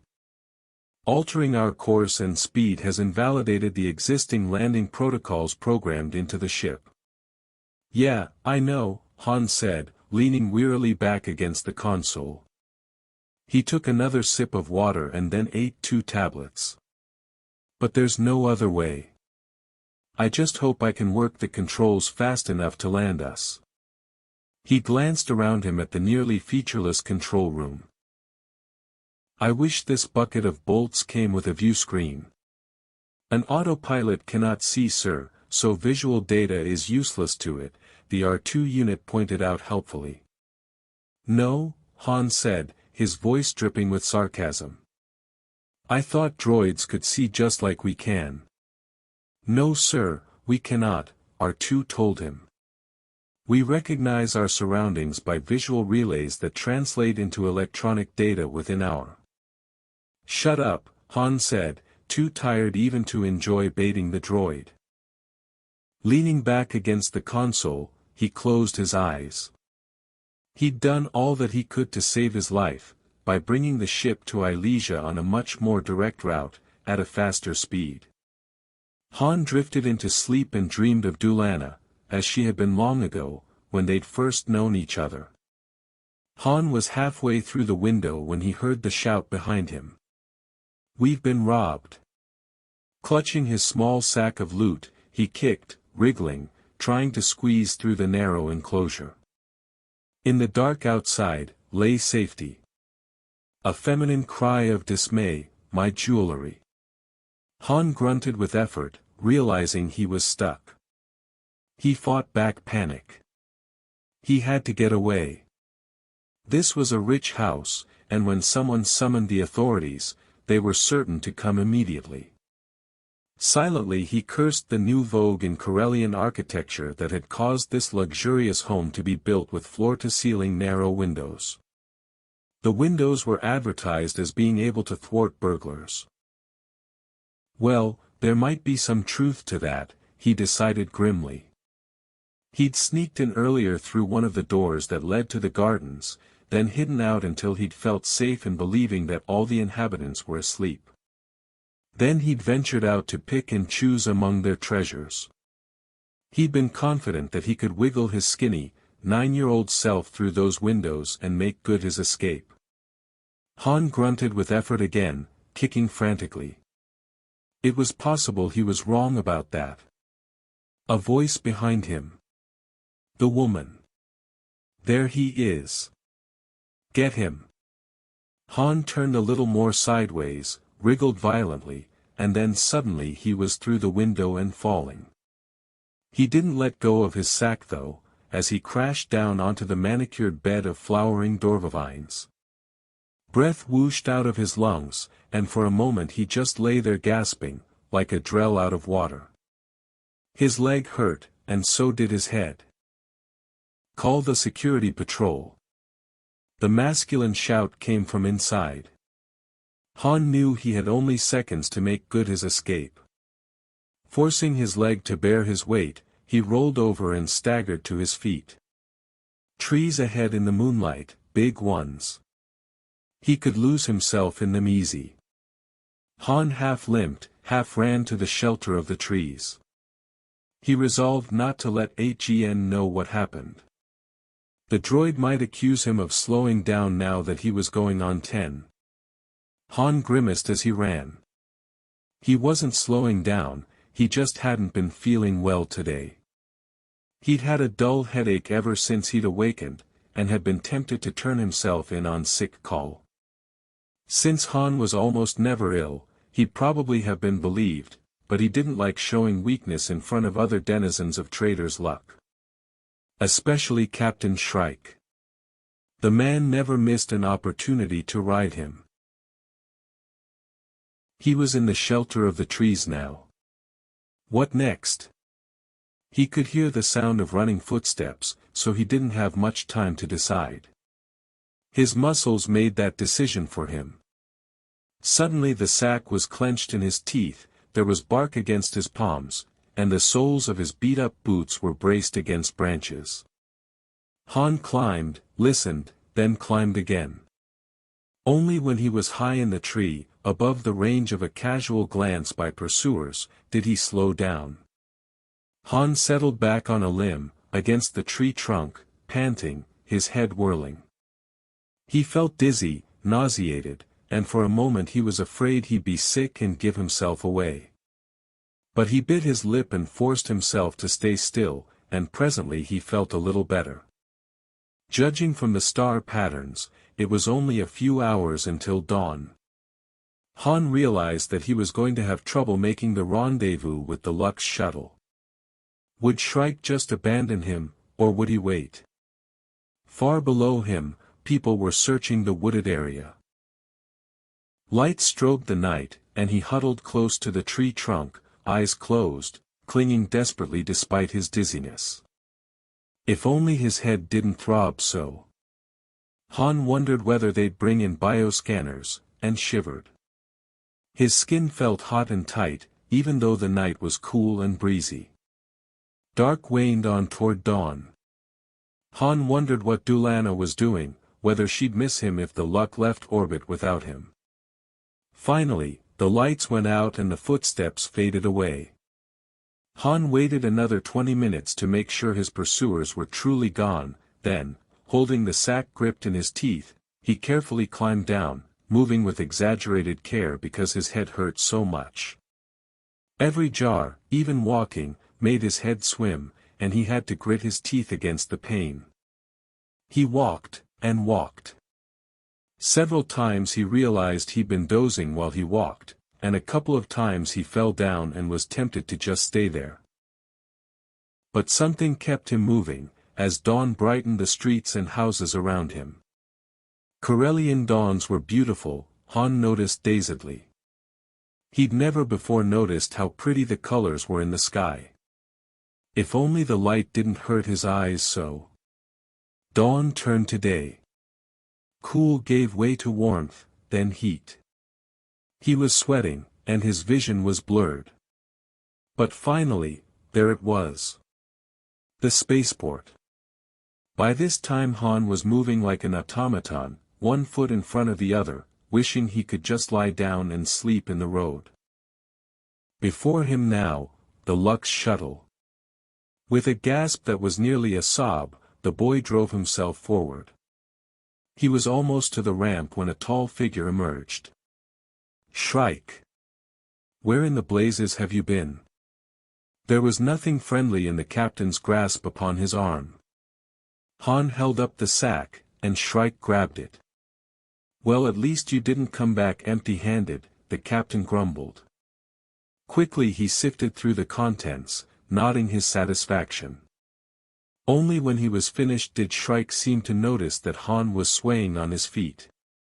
What's wrong with you? Now beyond coherent speech, Han could only shake his head. Consciousness was fading in and out on him like a jammed transmission. Shrike shook him a little, then put a hand on the boy's forehead. When he felt the heat, he cursed. Fever, should I leave you here? What if it's contagious? He frowned, clearly struggling to decide. Finally he hefted the sack of loot again. Guess you've earned a sick day, kid, he muttered, come on. Han tried to make it up the ramp, but then he stumbled and everything went dark. He swam up into partial consciousness a long time later, to the sound of voices arguing, one in Wookiee, the other in Basic. Dulana and Shrike. The Wookiee growled insistently. I can tell he's really sick, Shrike agreed, but you can't kill one of my kids with a blaster set on full. He'll be okay after a couple of days' rest. He doesn't need a medical droid, and I'm not springing for it. Dulana snarled, and Han, automatically translating, was surprised at how insistent the Wookiee was being. He felt a furred, paw hand lay something cold on his forehead. It felt wonderful against the heat. I told you no, Dulana, and I meant it, Shrike said, and with that, the captain stomped out, cursing the Wookiee in every language he knew. Han opened his eyes to see Dulana bending over him. The Wookiee rumbled gently at him. Han struggled to speak. Pretty bad. He conceded, in response to her question. Thirsty. Dulana held him up and gave him water, sip by slow sip. She told him that he had a high fever, so high that she was afraid for him. When Han finished the water, she stooped down and scooped the child up into her arms. Where are we? She told him to hush, that she was taking him planetside, to the medical droid. Han's head was swimming, but he made a great effort. Don't. Captain Shrike, really mad. Her answer was short and to the point. Han had never heard her curse before. He faded in and out as they moved through the corridors, and his next clear memory was of being strapped into the seat of a shuttle. Han had never known Dulana could pilot, but she handled the controls competently with her huge, furred hands. The shuttle slipped loose from its moorings, and then accelerated toward Corellia. The fever was making Han lightheaded, and he kept imagining that he heard Shrike's voice cursing. He tried to say something about it to Dulana, but found he didn't have the strength to get the words out. He next regained consciousness in the medical droid's waiting room. Dulana was sitting down, with Han's scrawny form still clutched protectively in her arms. Suddenly a door opened, and the droid appeared. It was a large, elongated droid, equipped with anti-grav units so that it floated around its patient as Dulana placed Han on the examining table. Han felt a prick against his skin as the droid took a blood sample. Do you understand Basic, madam? Inquired the droid. For a moment Han was about to answer, that of course he understood Basic, and who was madam. But then Dulana rumbled. Oh, of course. The medical unit was talking to her. This young patient has contracted Corellian Tanamen fever, the droid told Dulana. His case is quite severe. It is fortunate that you did not wait any longer to bring him to me. I will need to keep him here and observe him until tomorrow. Do you wish to stay with him? Dulana rumbled her assent. Very well, madam. I am going to use Bacta immersion therapy to restore his metabolic equilibrium. That will also bring his fever down. Han took one look at the waiting Bacta tank and feebly tried to make a run for the door. Between them, Dulana and the medical unit restrained him easily. The boy felt another needle prick his arm, and then the whole universe tilted sideways, and slid into blackness. Han opened his eyes, realizing his reverie had turned into sleep, then dreams. He shook his head, remembering how wobbly he'd been when Dulana and the droid helped him out of the Bacta tank. Then Dulana paid the droid out of her own small store of credits and piloted them back to Trader's Luck. The young pilot grimaced. Boy, Shrike had been mad. Han was worried that he'd spaced them both. But Dulana never showed even the slightest sign of fear as she stood between the captain and Han, insisting that she'd done the right thing, that otherwise the boy would have died. In the end, Shrike subsided because one of the pieces of jewelry Han had stolen that night turned out to be set with a genuine crate dragon pearl. When the captain discovered what it was worth, he was mollified. But he didn't pay Dulana back for Han's medical bills. Han sighed and closed his eyes. Dulana's loss was like a knife wound. No matter how he tried, he couldn't get away from the pain, and the memories. He'd let down his guard and suddenly found himself thinking of her as still alive, visualized himself talking to her, telling her about his troubles with the recalcitrant R2 unit, only to be brought back up short with pain nearly as searing and immediate as he'd felt yesterday, when he'd held her dying body. Han swallowed another sip of water, trying to ease the tightness in his throat. He owed her so much. His life, even his true identity, he owed Dulana for that too. Han sighed. Until he was 11 years old, his only name had been Han. The boy often wondered and worried about whether he had a last name. One time he mentioned his concern to Dulana, along with his conviction that if anyone knew who he really was, it was Shrike. Very soon after that, Dulana learned to play sabacc. Han heard the soft scratch on the door to his tiny cubicle and woke instantly. Listening, he heard the scratch again, then a soft whine. "Dulana," he whispered, sliding out of bed and sticking his bare feet into his ship's coveralls. "Is that you?" She rumbled softly from outside the door. Han yanked up his jumpsuit, sealed it, and opened the door. "What do you mean, you have exciting news for me?" Dulana came in, her huge furred body fairly bouncing with excitement. Han waved her past him, and she sat on the narrow bunk. Since there was no place else to sit, Han settled down beside her. The Wookiee cautioned him to keep his voice low, and glancing at the chrono, Han realized it was the dead of night. "What are you doing up now?" he asked, puzzled. "Don't tell me you were playing sabacc this late." She nodded at him, her blue eyes sparkling with excitement amid her tan and chestnut hair. "So what's going on, Dulana? Why did you need to talk to me?" She rumbled softly at him. Han sat up straight, suddenly transfixed. "You found out my last name, how?" Her answer was a single name. "Shrike," Han muttered. "Well, if anyone knows, it's him." "What? How did it happen?" "What's my name?" His name, she told him, was Solo. Shrike had gotten very, very drunk, and he started bragging about how much the crate dragon pearl was worth, what a good deal he'd gotten when he sold it. Dulana asked Shrike innocently if Han came from a long line of successful thieves.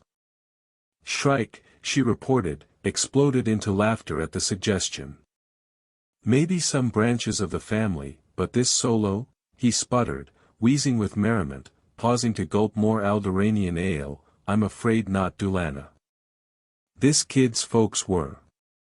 And at that point, the captain suddenly halted in mid-word, fixing the Wookiee with a suspicious glare. "So why do you care anyhow?" he demanded, his momentary good humor gone. Dulana answered only by covering Shrike's bet, and raising. "Solo," Han whispered softly, trying it on for size. "Han Solo. My full name is Han Solo." He looked up at Dulana, and a wide grin spread across his features. "I like it. It sounds great." Dulana whined softly and slinging a long arm around him, gave the boy a hug. Han smiled, remembering, but it was a sad smile. Dulana had meant well, but her discovery that his name was Solo had led to one of the worst episodes of his young life. The next time the Luck was in orbit around Corellia, he'd stolen time away from his pickpocketing and burglary duties and had gone to one of the public archives to do some research. Shrike didn't like his rescuees to spend any time on furthering their education. Each child aboard Trader's Luck was given an elementary education via the ship's computer, so he, she, or it could learn to read and count money. Beyond that, Shrike discouraged the children from pursuing higher learning. It was partly because he automatically wanted to flout Shrike's wishes, and partly due to Dulana's encouragement, that Han had kept up his studies in secret. He had a tendency to ignore subjects he didn't like, such as history, and to spend all his time on subjects he enjoyed, such as reading adventure stories and solving math equations.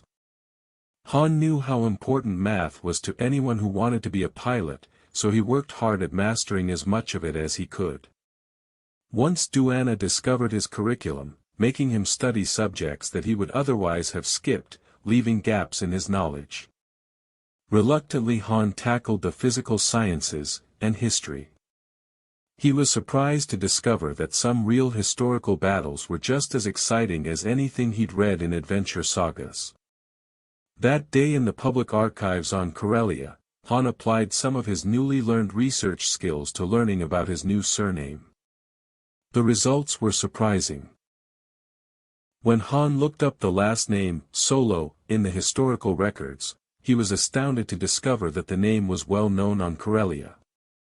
A Barathron Solo had introduced democracy on Han's homeworld 3 centuries ago. He'd actually been a ruler, a king. But there'd been another Solo, more recently, who was equally famous or, to put it more accurately, infamous. About 50 years ago, a descendant of Barathron, Coral Solo, had fathered a son named Dalla Solo. The young man, taking the alias Dalla Sol in an effort to disguise his identity, had made quite a name for himself as a murderer, kidnapper, and pirate. Dalla the Black had become a name to make children quake in their beds on lonely outpost colonies or tramp freighters. The child Han wondered whether he was related to these men. Did royal blood run in his veins? Or the blood of a pirate and murderer? He'd probably never know, unless, somehow, he could persuade Shrike to divulge what he knew. He read about Dalla Sol's exploits as a thief, and smiled grimly, wondering if he was actually following some kind of family tradition. Then he began checking the more recent Corellian news files and society pages in the computer. A search for the surname Solo brought up a name. Tian Sal Solo. She was a wealthy but reclusive widow with one child, a son. Thraken Sal Solo was 6 or 7 years older than Han, in his late teens. What if I'm related to this Tian Solo, or she knew my parents? Han wondered. This could be my best chance yet to get away. When he went back to Trader's Luck, Han talked it over with Dulana. The Wookiee agreed with him that while it was risky, Han had to take the chance of contacting the Solo family. Of course, Han said, resting his chin on his fist and looking dejectedly at the table, once I did that, I couldn't see you again, Dulana. The Wookiee growled softly, telling Han that of course he'd see her. Just not aboard Trader's Luck. The last time I ran away, Shrike beat me so hard I couldn't sit down for days, Han said softly. If Larrad hadn't reminded him that he had something else to do, I really think he might have killed me. Dulana rumbled. You're right, Han agreed. If this Solo family takes me in, they're powerful enough and rich enough to protect me from Shrike. Han even knew something about the rules and manners required of people living in Corellian high society. Every so often, Shrike would run a major scam on rich folks on Corellia. Han had been part of the background during several such con operations. Shrike would rent a wealthy estate on Corellia, and then set up a family unit, to provide a respectable backdrop to the scam. Han and the other children detailed to such a family would be sent to live on the estate. He'd go to a rich kid's school, and one of his jobs during the scam was to make friends with the children of the wealthy and bring them home to play. Several times, this had resulted in valuable contacts whose parents had been duped into investing in garish Shrike's current scam. Just a few weeks past, Han had been attending such a school. A school so well known that it had merited a visit from the famous Senator Garm Bel Iblis. Han had raised his hand and asked the senator 2 questions that had been insightful and intelligent enough to make the senator really notice him. After class was over, Bel Iblis had stopped Han, shaken his hand, and asked him his name. Han had glanced around quickly, seeing that nobody else was within earshot, and proudly told the senator his real name. It had felt great to be able to do that. Shrike recruited Han frequently for his scam operations, partly because of the boy's easygoing charm and winning smile, and partly because Han's clandestine studies made him fit into his grade level better than most of the other children. Han had also gained a small reputation as an up-and-coming swoop and speeder pilot, a rich man's sport if there ever was one.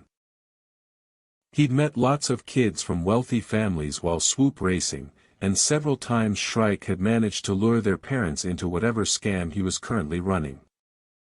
In a year, Han would be eligible to race in Corellia's junior championship division. That would mean big prize money, if he won. Han both liked and disliked these assignments. He liked them because he got to live in the lap of luxury for weeks, sometimes months. Swoop and speeder racing was life and breath to him, and he got to practice every day. He disliked these con operations because he always wound up caring about some of the kids he was ordered to befriend, and all the while he knew they and their families would be irrevocably injured by Shrike's scheme. Mostly, Han managed to stifle any guilt feelings he felt. He was becoming good at putting himself first. Other people, with the sole exception of Dulana, had to come second or not at all. It was self-preservation, and Han was very, very good at that. I still am, Han thought as he got up from the deck of the Elysian Dream and went to check on their course and speed. The young Corellian smiled and nodded as he read the instrument readings. Right in the groove, he thought. We're going to make it. He checked his air pack, seeing it was more than half gone. For a moment Han was tempted to explore the dream further, but he resisted the impulse. Moving around would just cause him to use up his oxygen faster, and he was skirting the edge of safety as it was. So he settled back down, and the memories came back. Aunt Tian, poor woman, and dear cousin Thraken. As he remembered, Han's lips pulled back from his teeth in a feral grin that was more like a conoid snarl. Han swung down off the high stone wall and landed lightly on the balls of his feet. Through the trees he could see a large structure built of the same native stone as the wall, so he headed toward it, staying in the tree shadow whenever possible. When he reached the house, he halted, staring at it in amazement. He'd seen a lot of rich mansions, even lived in more than a few, but he'd never seen anything like the Sal Solo estate. Towers festooned with creeping vines, 4 of them, stood at each corner of a large squarish stone building. An ancient gardener droid moved about arthritically, pruning the bushes that grew down to the edge of a large trench filled with water. Han walked around to the side and saw, to his surprise, that the stretch of water completely surrounded the house. There was no way to enter the place, except to cross a narrow wooden bridge that spanned the water and led up to the front door. Han had been interested in military tactics ever since he was small, and he'd read up on them. He studied the Sal Solo mansion, realizing it was built to almost military fortress standards of impregnability. Well, that sort of fit in with what he'd read about the Solo family. They didn't socialize, didn't attend charity events or go to plays or concerts. In all the times he'd posed as a rich kid, he'd never heard anyone mention the Solo family, and the way those rich people talked about each other, he'd have heard something if they ever mingled with their peers. Han walked cautiously toward the house. He'd exchanged his ship's gray jumpsuit for a borrowed pair of black pants and pale gray tunic. He didn't want anyone finding out where he'd come from. When he was nearly to the beginning of the causeway, he stood behind one of the large, ornamental bushes and warily peered across the water to the house. What should we do now? Just walk up and activate the door signal.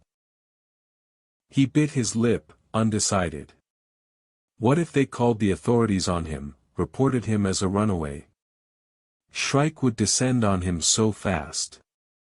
Gotcha. Han gasped and jumped as a hand closed over his upper arm, hauling him around bodily. The person who'd grabbed him was head and shoulders taller than the younger boy. He had darker hair than Han, and was stockier as well. But it was his face that made Han stand staring at him in blank amazement. Han gaped, speechless, at the older boy. If he'd ever doubted that he was really related to the Solo family, those doubts died an instant death.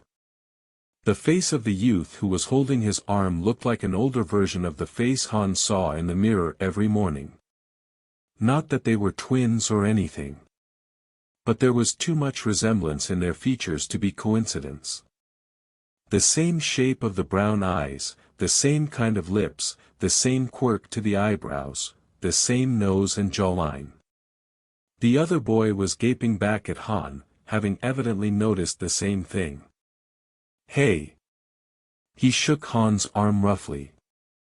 Who are you? My name is Han Solo, Han replied steadily. You must be Thraken Sal Solo. So what if I am, the other said sullenly. Han was beginning to feel uneasy about the way the boy was eyeing him. He'd seen Vrelts with more warmth in their eyes. Han Solo eh? I never heard of you. Where do you come from? Who's your mother and father? I was hoping you could tell me that, Han said evenly. I ran away from where I was staying, because I wanted to find my family. I don't know anything about myself except my name. Ha! Thraken was still staring. Well, I guess you must be one of the family. Looks like it, Han agreed, not realizing until he spoke that it was a pun. But Thraken didn't appear to notice. He seemed mesmerized by Han and, releasing his grip on the other's arm, walked around him, studying him from every angle. Where did you run away from? Thraken asked. Will anyone come looking for you? No, Han said shortly. He wasn't about to trust Thraken with anything that could come back to haunt him. Listen, he said, we look alike, so we must be related, right? Could we be brothers? Funny, but after all his dreaming about finding a family that would rescue him from traitors' luck, Han found himself hoping that wasn't the case. Not a chance, Thraken said with a curl of his lip. My dad died a year after I was born, and my mom shut herself up here ever since. She's kind of a loner. That fit with what Han had read about the Sal Solo family. Tian Solo had married a man named Randall Sal, some 20 years ago. The public records had carried his obituary. Maybe she'd know something about me, Han said. Could I see her? He took a deep breath. Please. Thraken seemed to consider. Okay, he said finally, but if she gets upset, you've got to leave, okay? Mom doesn't like people. She's like her grandfather, won't have human servants, just droids. She says humans betray and kill each other and droids never do. Han followed Thraken into the huge house, through rooms full of shrouded furniture and paintings draped against dust. The family, Thraken explained, used only a few rooms, to save the cleaning droids time and effort. Finally, they came to Thraken's mother's sitting room. Tian Solo was a pale, dark-haired woman, plump and unhealthy-looking. She was far from attractive. But, looking at her, studying her face, seeing the bones beneath the puffy flab, Han thought that once long ago, she might have been beautiful. Seeing her features, a memory stirred within him, so faint. Once, he'd seen features similar to hers, Han thought. Long ago, far away. The memory, if memory it was as fleeting and elusive as a drift of smoke. "Mother," Thraken said, "this is Han Solo. He's related to us, isn't he?" Tian Sal Solo's gaze traveled to Han's face, and her eyes widened in distress. She stared at the boy in horror. Her mouth worked, and a thin, shrill mewling sound emerged. "No, no," she cried. Tears gathered in her brown eyes, coursed down the flabby cheeks. "No, it isn't possible. He's gone. They're both gone."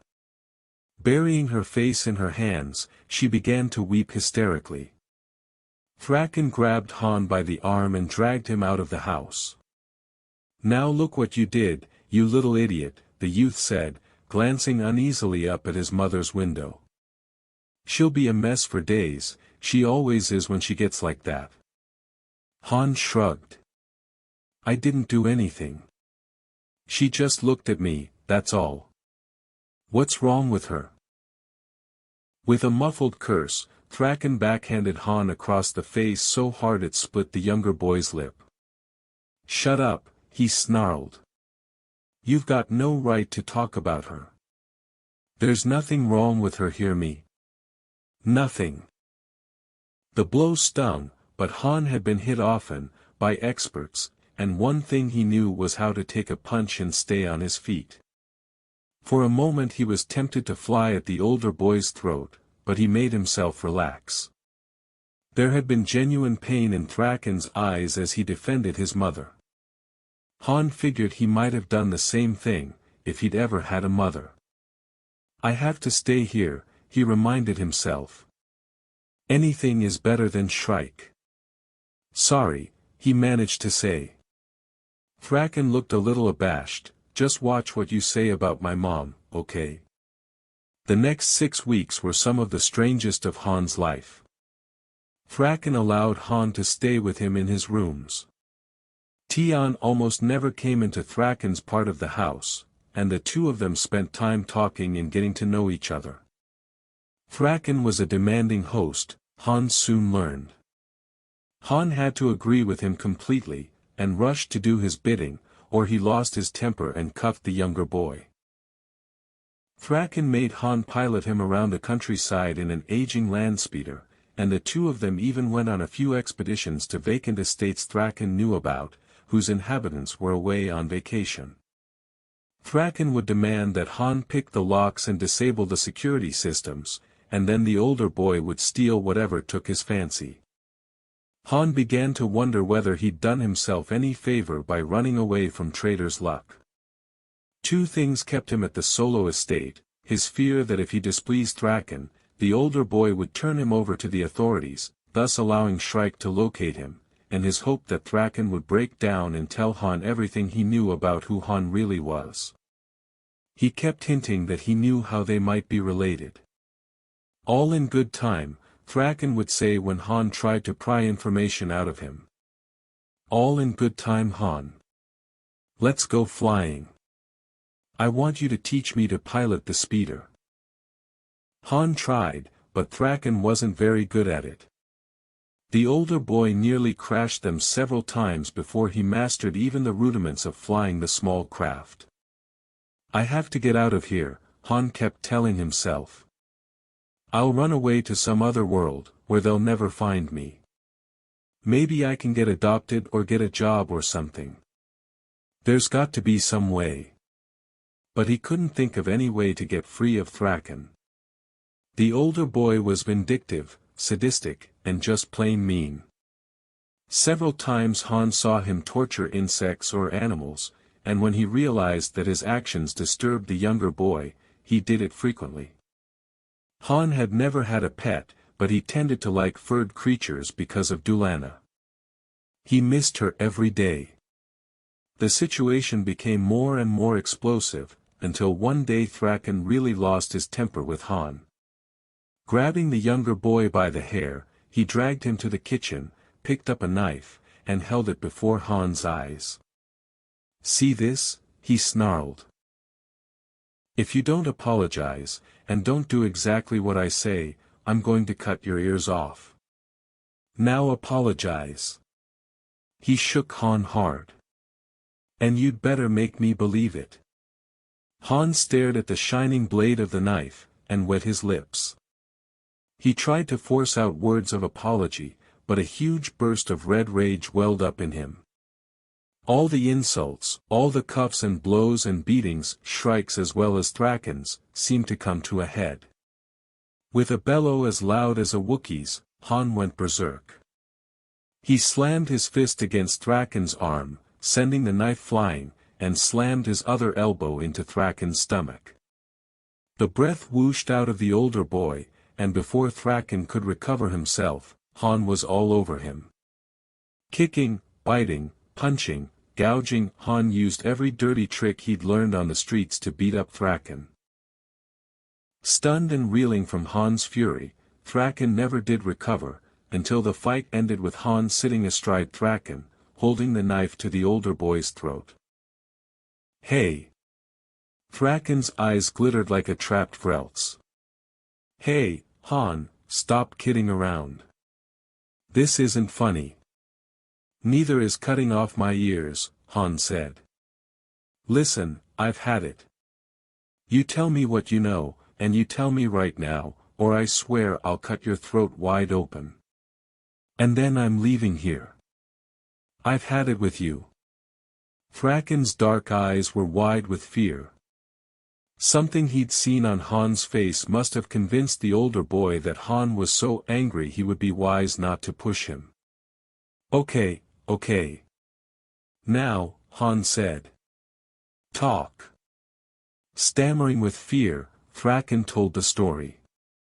Years ago, Thraken's grandfather, Den Solo, and his grandmother, Tira Gama Solo, had lived on the fifth inhabited planet in the Corellian system, a colony world called Tralis.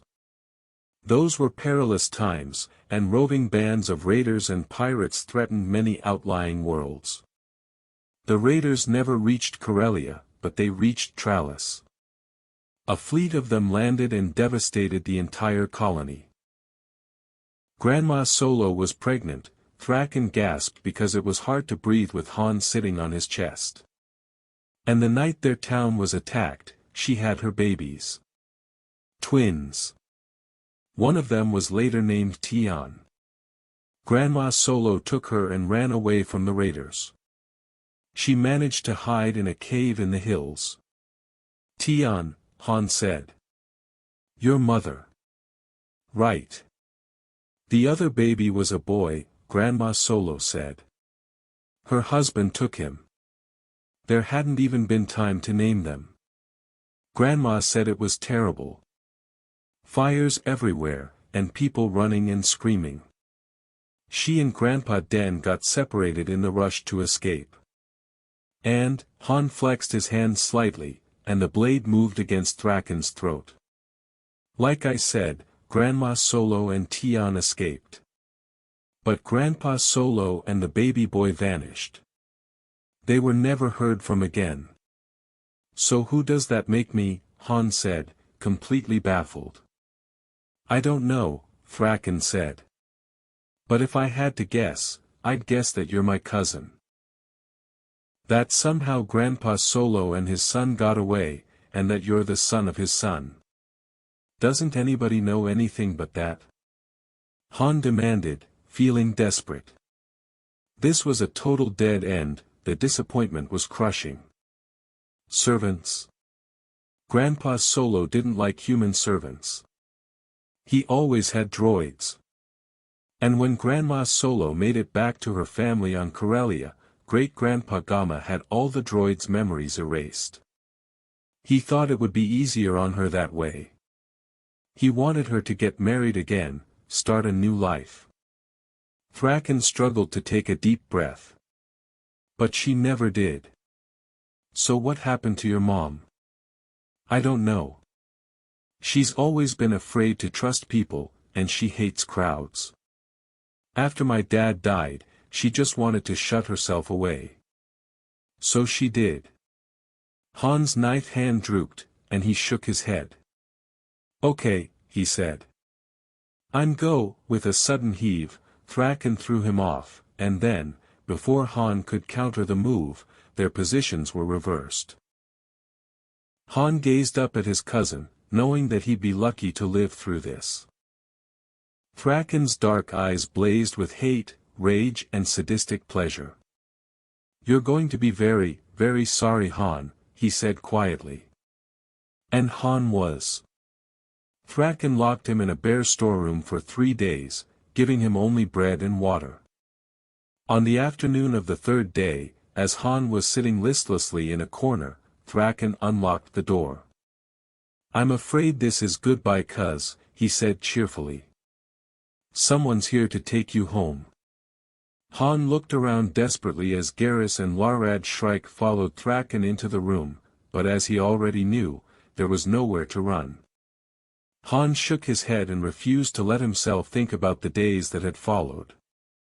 Shrike had been held back in his punishment only by the fact that he hadn't wanted to damage Han permanently because of his growing reputation as an expert speeder and swoop pilot. But there had been lots of things he could do that wouldn't cause permanent damage, and he had done most of them. The only time Han had been beaten more severely was after the debacle on Jubilar, when he was 17. Han had already been bruised and sore from the gladiatorial free-for-all he'd been forced to fight in, after being caught cheating at cards. That time, Shrike hadn't bothered with a strap, he'd just used his fists, battering the boy's face and body until Larad and several others had pulled him off Han's unconscious form. And now he's killed Dulana, Han thought bitterly. If anyone ever needed killing, it's Garrus Shrike. For a moment he wondered why it had never occurred to him to kill the unconscious Shrike before he'd made his getaway aboard the Elysian Dream. He'd have been doing the inhabitants of Trader's Luck a favor. Why hadn't he? He'd had the blaster in his hand. Han shook his head. He'd never shot anyone before yesterday, and killing an unconscious man just wasn't his style. But Han knew, without being told, that if Garrus Shrike ever caught up with him in the future, he was a dead man. The captain never forgot and he never forgave. He specialized in carrying grudges against anyone who had ever wronged him. Han got up again to check their course, and his air pack. Only a few hours worth of air left now. He did some mental calculations, while staring at the display. Close. It's going to be close. I'd better be ready to pop the cargo door on this crate as soon as we land, it's going to be very, very close. Chapter 3. Crash Landing. Although he'd flown hundreds of hours in swoops and speeders, Han's experience with piloting larger vessels was confined to the times Garrus Shrike had permitted him to pilot the Lux shuttle on easy runs. He'd taken off and landed, but he'd never before tried to land anything as large as the robot freighter. Han hoped he'd be able to handle it. He had confidence in his ability as a pilot, after all, hadn't he been the junior speeder champion of all Corellia 3 years running? And, last year, hadn't he won the swoop racing championship of the entire Corellian system? Still, compared to the Lux shuttle, this freighter was huge. Han dozed again, then when he awoke, roved restlessly around the cabin, knowing he should be conserving his energy and his air, but unable to stop himself. Sir. The R2 unit that had been so quiet for so many hours suddenly came back to life. I must advise you that we have reached the orbit of Elysia. You must stand ready to make your descent and landing. Thanks for telling me, Han said. Going over to the control banks, he scanned the instruments, mentally calculating their descent. This wasn't going to be easy. He had no way to interface with the Navi computer, except via the R2 unit. A pilot had to make split-second decisions at times, and in cases like that, Han wouldn't be able to wait for the R2 unit to reply. The ship suddenly shivered, then rocked slightly.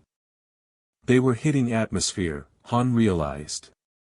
He took a deep breath and glanced at his air pack reading, realizing it was going to be close, very, very close.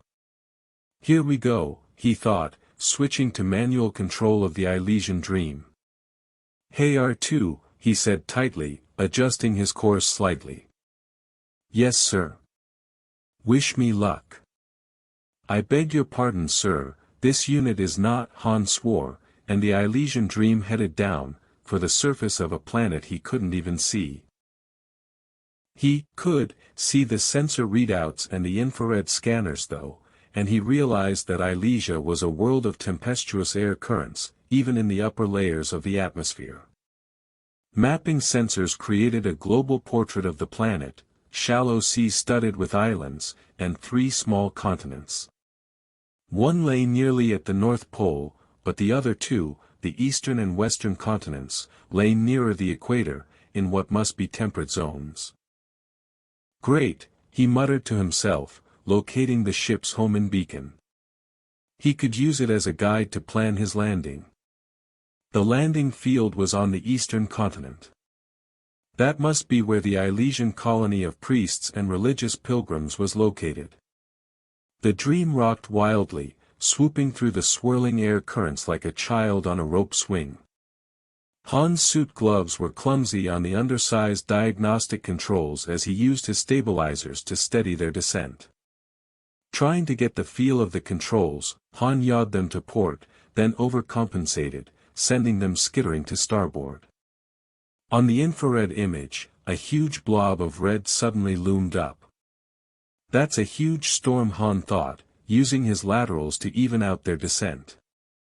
He allowed the Dream to drift a few degrees north, figuring that he'd miss the storm, then swing back south later, when he was beneath the maelstrom. The ionized particles left in the wake of all that lightning were playing havoc with his instruments, Han realized. He gulped air, felt his chest tighten, and had to fight back panic. Good pilots couldn't afford to let their emotions get in the way, or they'd wind up dead, and that would end their trip real quick, wouldn't it? R2, Han said tightly, see if you can chart me those storm areas so I can avoid the ion trails that lightning is leaving. Concentrate on the direct flight path between our present location and the landing field on that eastern continent. Yes sir, the R2 unit said. Moments later the electrical storm sights appeared before him. Give me a scaled-down version of that chart in the corner of this screen, R2, Han ordered. Usually it would be the Navi computer's job to merge the intended course, which the pilot could then implement and modify as needed. Han had never missed having a Navi computer at his disposal more than he did at this moment. He slowed their headlong rush fractionally, then was forced to kick in their thrusters to get them out of the way of yet another wind shear from a storm cell. Sweat was dripping down his face now as he fought the tiny controls, forcing Elysian Dream into maneuvers only a swoop or a military fighter could reasonably be expected to tackle. Han realized he was still gasping, and wondered for a split second whether it was from stress and adrenaline or whether his air was running out. He couldn't spare the second it would take to check the air pack. They were now only a kilometer above the surface of the planet, coming in with a rush. Too fast. Han slowed them, using the braking thrusters roughly. G-forces seized him, and he felt as though something were squeezing his chest in a giant vice. He was gasping steadily now, and he dared to look down at his air pack. Empty. The status indicator was solidly in the red zone. Hold together, Han, he counseled himself. Just keep breathing. There's got to be enough air in your suit to support you for a couple of minutes at least. He shook his head, feeling lightheaded and dizzy. His breath began to burn in his chest. But they were almost slow enough now to land. He braked again lightly, and the ship bucked suddenly. "I've lost my forward stabilizer." Han fought to compensate. Still too fast, but there was nothing more he could do about that. He flicked on the repulsor lifts and began to set her down, feeling the ship's vibration through his knees and legs as he knelt on the deck. "Hold together, baby," he thought at the dream. Hold together. With a huge hump, the forward portside repulsor shorted out. The dream yawed wildly to port, hit the ground, then bounced upward. The starboard repulsor blew, and then its entire starboard side impacted with the ground, nearly flipping the vessel over. Wham! With a hideous crunch that Han could feel through his entire body, the Elysian dream crashed into the surface of the planet, shuddered once, and was still. Han was thrown violently across the cabin. His helmet impacted with the bulkhead, and he lay there, arms and legs flung wide, dazed. He fought to stay conscious. If he passed out, he'd never wake up again. Trying to pull himself up into a sitting position, Han grunted with effort. Waves of blackness threatened. He triggered his suit communications channel. R2. R2, come in. Yes sir, I am here sir. The droid's mechanical tones sounded a bit shaken. If you don't mind me saying so sir, that appears to have been a most unconventional landing. I am concerned that, shut up and open the cargo airlock, Han wheezed. He managed to push himself up into a sitting position, but he was afraid he wouldn't be able to stay up. He was swaying like a drunk in a high wind. But sir, I warned you that in the interests of security, all entrances would be sealed pending. Han found the blaster he'd stuck into the outside pocket on his suit and, drawing it, leveled the weapon at R2. R2, you open that airlock now, or I'll blast your metal hide into atoms. The droid's lights flashed frantically. Han's finger tightened on the trigger as he wondered whether he'd have the strength to crawl to the airlock. Blackness hovered at the edges of his vision. Yes sir, the R2 said. I am doing as you request. Moments later Han felt the concussion as air humped into the dream with near-explosive force. Gasping, he counted to 20, then, with the last of his remaining strength, wrenched off his helmet. He let himself sink back down onto the deck. He gasped, found he could breathe, and gulped huge lungfuls of fresh air. Warm air, humid air, air laden with smells he couldn't identify. But it was rich with oxygen, eminently breathable, and that was all he cared about at that moment. Closing his eyes, Han concentrated on simply breathing, and felt exhaustion overwhelm him. His head throbbed, and he needed just a moment to rest. Just a moment. When Han swam back up to full consciousness and opened his eyes, he found he was staring into a face out of a nightmare. That is the ugliest critter I've ever seen, was his first thought. Only years of experience in dealing with non-humans of all varieties made him able to control his initial reaction. The face was broad, with two bulbous protruding eyes, and covered with leathery grayish-tan skin. No visible ears, and only slits for nostrils. Above the nostril slits was a large blunt horn that was nearly as long as Han's forearm. The mouth was a wide lipless split in the huge head. Han shook his own pounding head and managed to sit up, noting from his surroundings that he appeared to be in some type of infirmary. A medical droid hovered across the room, lights flashing. His host, if that was who the creature was big. Han realized. Much bigger even than a Wookiee. It somewhat resembled a Barite, in that it walked on 4 tree-trunk-like legs, but it was far larger. This creature's head was appended to a short humped neck that was attached to a massive body. Han figured its back would reach his shoulders when he was standing up. The leathery skin covering its body hung in creases, wrinkles, and loose folds, especially on its short, almost non-existent neck. The skin shone with an oily gleam. The 4 short legs ended in huge, padded feet. A long, whippy tail was carried curled over its back. For a moment Han wondered if the creature had any manipulatory limbs, but then he noticed 2 undersized arms that were folded against its chest, half hidden by the loose folds of neck skin. The being's hands were delicate, almost feminine, with 4 long supple fingers on each hand. The being opened its mouth and spoke in accented, but understandable basic. "Greetings, Mr. Drago. Allow me to welcome you to Ilesia. Are you a pilgrim?" "But I'm not." Han muttered, his head spinning. For a moment the name didn't connect, then things snapped into place. Of course. He clamped his mouth shut, thinking that maybe he'd gotten a worse knock on the head than he'd realized. Vic Drago was the alias whose ID he'd currently been carrying. Han had several alter egos, with proper documentation to back them up. Ironically, he had nothing by way of ID under his true name. "Sorry," he muttered, holding his hand to his head, hoping his slip would be excused as a result of his head injury. "I'm still kind of shaken up, I guess." "No, I'm not a pilgrim. I came here to answer a job advertisement for someone, preferably a Corellian, to do the piloting here." "I see.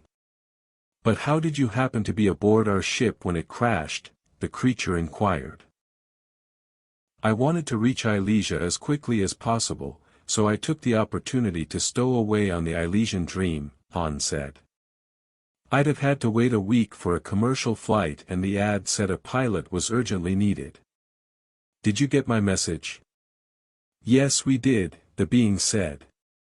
Han watched it intently, wishing he could read its expression.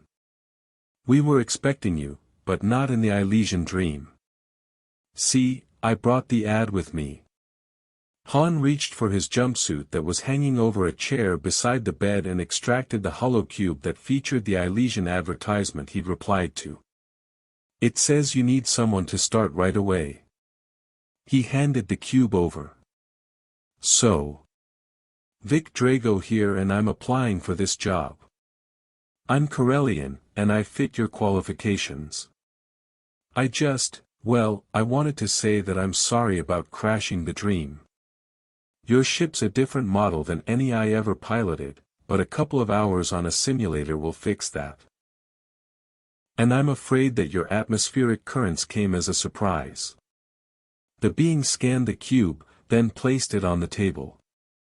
The corners of the massive, lipless mouth turned upward slightly. "I see. Mr. Drago, I am the most exalted High Priest of Ilesia, Teroenza. Welcome to our colony. I am impressed at your initiative, young human. Traveling aboard a robot ship in order to answer our ad so quickly speaks well for you." Han frowned, wishing his head didn't hurt quite so much.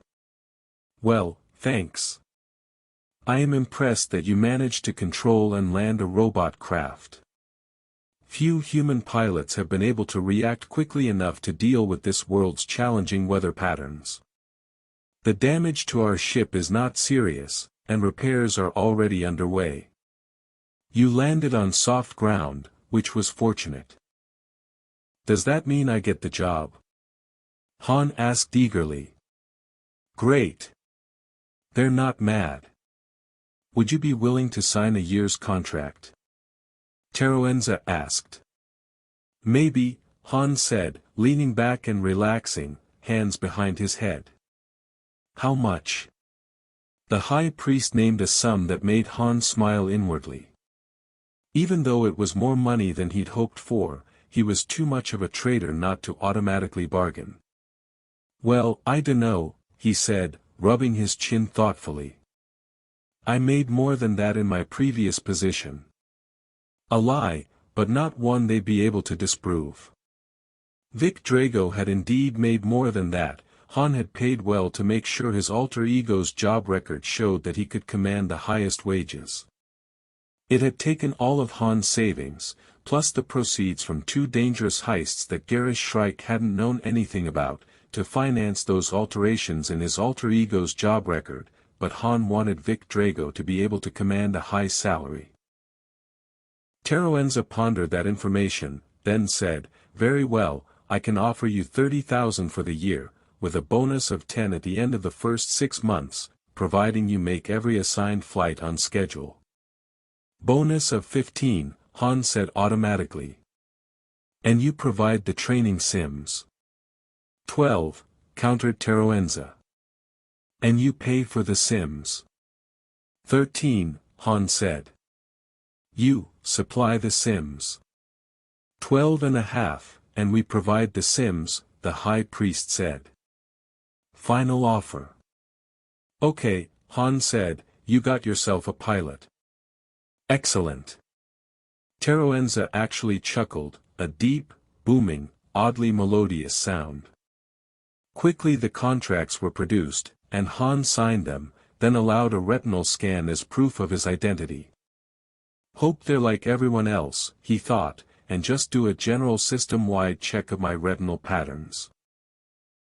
If the priests ordered a comprehensive, and very expensive, all-systems search to determine whether Vic Drago's retinal scan was unique, they'd eventually discover that it wasn't.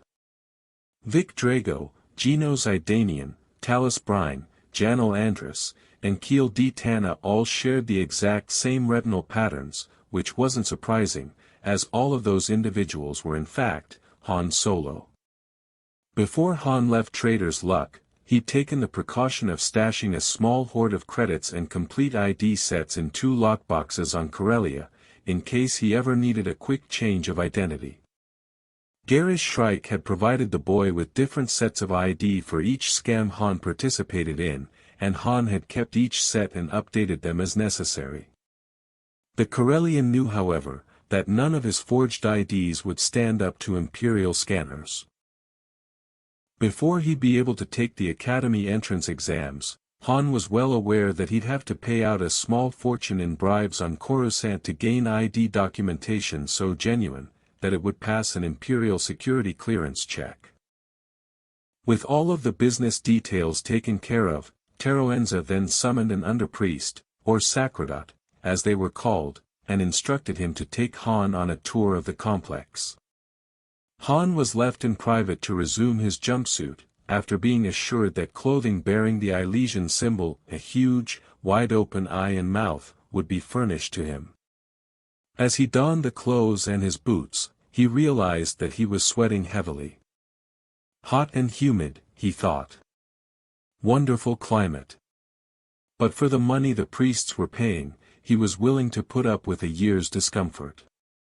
By taking this job, he'd get lots of practice flying big ships and access to training sims. That ought to ensure that he could pass the entrance exams to enter the academy. The money would mean that he had the proper amount for bribes to make sure his application was processed quickly and actually reached the admissions officers. He knew from his research that without bribes it frequently took a month or more for a cadet candidate to apply, pass all relevant exams, be interviewed, and finally accepted for entrance into the Imperial Academy. The Sacerdot arrived and introduced himself as Veritil. Han followed him down a corridor, past a large amphitheater, and what appeared to be a registration area. "Our welcome center," the priest explained. Veritil led him outside. Han stepped through the door, and even before he could draw a deep breath, he was immediately bathed in sweat. Steaming heat and humidity smote him in the face, almost like a physical blow. The air was rich with smells, heavy perfume from flowers, rotting vegetation, and another odor, one he'd smelled before but couldn't quite identify. Han stood at the top of the short ramp that led down from the building and looked up at the sky, seeing that it was a translucent blue-gray. The sun overhead was an orangey red, and looked larger than he was used to. This star must be closer to its planet than Corel was to Corellia. Han glanced at the shadows, seeing it was far past noon, and then glanced at his wrist chrono. "How long is the day here?" he asked Veritil. 10 standard hours, sir," the Sacredot replied. No wonder the weather is so stormy, Han thought. We've got a hot, wet world with a really rapid rotation. Han looked out across the cleared area. The permacrete ended abruptly, giving way to the natural ground and vegetation. Pools of water attested to recent torrential rain. Reddish mud made an arresting contrast to lush, blue-green vegetation. The flowers hanging from the vines and trees in the encroaching jungle were huge and multicolored, scarlet, deep purple and vivid yellow. "This is Colony 1, Veritil explained. "We have also established 2 new colonies for our pilgrims. 2 years ago we founded Colony 2, and last winter we built Colony 3, which is still very small. Colony 2 lies about 150 kilometers north, and Colony 3 about 70 kilometers south of here." "How long has Colony 1 been here?" Han asked. "Nearly 5 standard years." Han looked out across Colony 1. Directly across from the welcome center lay the landing pad. A little freighter lay there, listing on her repulsors. That must be the Dream, Han thought, realizing he'd never seen the ship from the outside. The Elysian Dream was a small vessel, shaped like a fat, somewhat irregular teardrop. On her underside was a bulge where there was a gun well, proving that the ship hadn't always been a robot freighter. Another, larger bulge denoted the location of the primary cargo hold. She was a graceful ship, small enough to be agile. Corellian built, almost certainly. Han could see massive shipdock droids working on the Dream, beginning to repair her repulsors. The ship, droids and everything nearby was splashed with reddish mud from the crash landing. Off to the northeast, high above even the jungle giant trees, Han could make out a glimpse of snow-capped heights. He pointed. "What mountains are those?" "The mountains of the Exalted," Veritil told him. "The altar of promises where the faithful gather each night to be exalted lies before them. You shall see it tonight, when you attend devotions." "Oh great," Han thought. "Do I have to attend services too?" Then he remembered how much the Elysians were paying him. Han nodded. "I'll bet it's something to see." To the pilot's left, he could make out a large expanse of the reddish mud. Several beings of Teroenza's and Veritil's race lolled in mudholes, tended by droids and servants of assorted species. Han recognized a couple of Rhodians, several Gamorreans, and at least one human. "Those are the mudflats," Veritil said, waving a dainty hand at the mud bathers and their attendants. "My people relish our mud baths." "What are your people?" Han asked. "Are you native to Elysia?" "No, we are native or as native as our distant cousins, the Hutts, Tinal Hutta," Veritil replied. "We are the Tilanda Til." Han resolved to learn the Tilanda Til's language as soon as he could. Knowing a language that people didn't know you knew could often prove an asset. The Sacredot led Han around to the rear of the welcome center. Han's eyes widened as he took in the huge cleared area before him. Clearing that much jungle must have been quite a chore. The cleared area was roughly rectangular, and at least a kilometer on each side. The mountains were now behind and to his left, and he could see, on his extreme right, the blue-gray glitter of water. "Lake?" he asked, indicating it. "No, that is Zomagawanga, the Western Ocean," Veritil informed him. Han counted the huge buildings that lay before the mudflats. There were 9 of them. 5 were 3 stories high, the other 4 were only 1 story. Each was easily the size of a Corellian city block. "Homes for the pilgrims?" he asked, waving at the buildings. No, the dormitory for our pilgrims is over there, Veritil said. The priest waved at a massive two-story building on the far left. The multi-story buildings are where we process ryle, andris and carsunum. The single-story buildings you see extend far underground, a necessity for processing glitter stim, which must be handled in complete darkness. Andris, ryle, carsunum and glitter stim. Han's nostrils flared. Of course, that explains the odor. These are factories for processing spice. He remembered that the Elysian Dream had originally carried a cargo of high-grade glitter stim, the most expensive and exotic variety of spice. The other types were usually cheaper, though they were still one of the most profitable cargoes a smuggler could take on. We receive shipments of raw materials from worlds such as Kessel, Ryloth and Nal Hutta several times a month, Veritil went on. In the beginning, the robot freighters which supplied us landed here at Colony 1, but that practice soon had to be discontinued. Why? Han asked, wondering if he really wanted to know. Two ships, most unfortunately, could not negotiate our tricky atmosphere, and crashed. So we built a space station and decided to use living pilots to ferry the raw spice material down to the factories. We used to have 3 pilots, but now we are down to 1, and the unfortunate Celestin who is currently serving as our pilot has been ill. That is why we need you, Pilot Drago. It's so nice to be needed, Han thought sarcastically. Veritil, what happened to those other guys? One crashed, the other simply disappeared.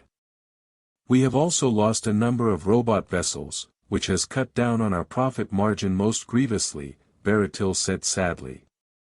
Spice is a high-credit export, but spaceships are very expensive. Yeah, Han agreed sourly. All those crashes would tend to put a crimp in your business. No wonder they didn't have pilots beating down their doors, he thought. Most of the experienced pilots have probably spread the word about how dangerous this planet is for pilots. Han knew a little bit about the various kinds of spice, mostly from hearing Shrike and the other smugglers discuss their properties. Glitter stim, mined on Kessel, was by far the most valuable. When exposed to light, then quickly ingested, it gave the user a temporary telepathic ability to sense surface thoughts and emotions. Spies used it, lovers used it, and the Empire used it when interrogating prisoners. Matter of fact, the Empire claimed all the glitter stim mined on Kessel as its rightful property, which is why it was so rare and so lucrative to smuggle.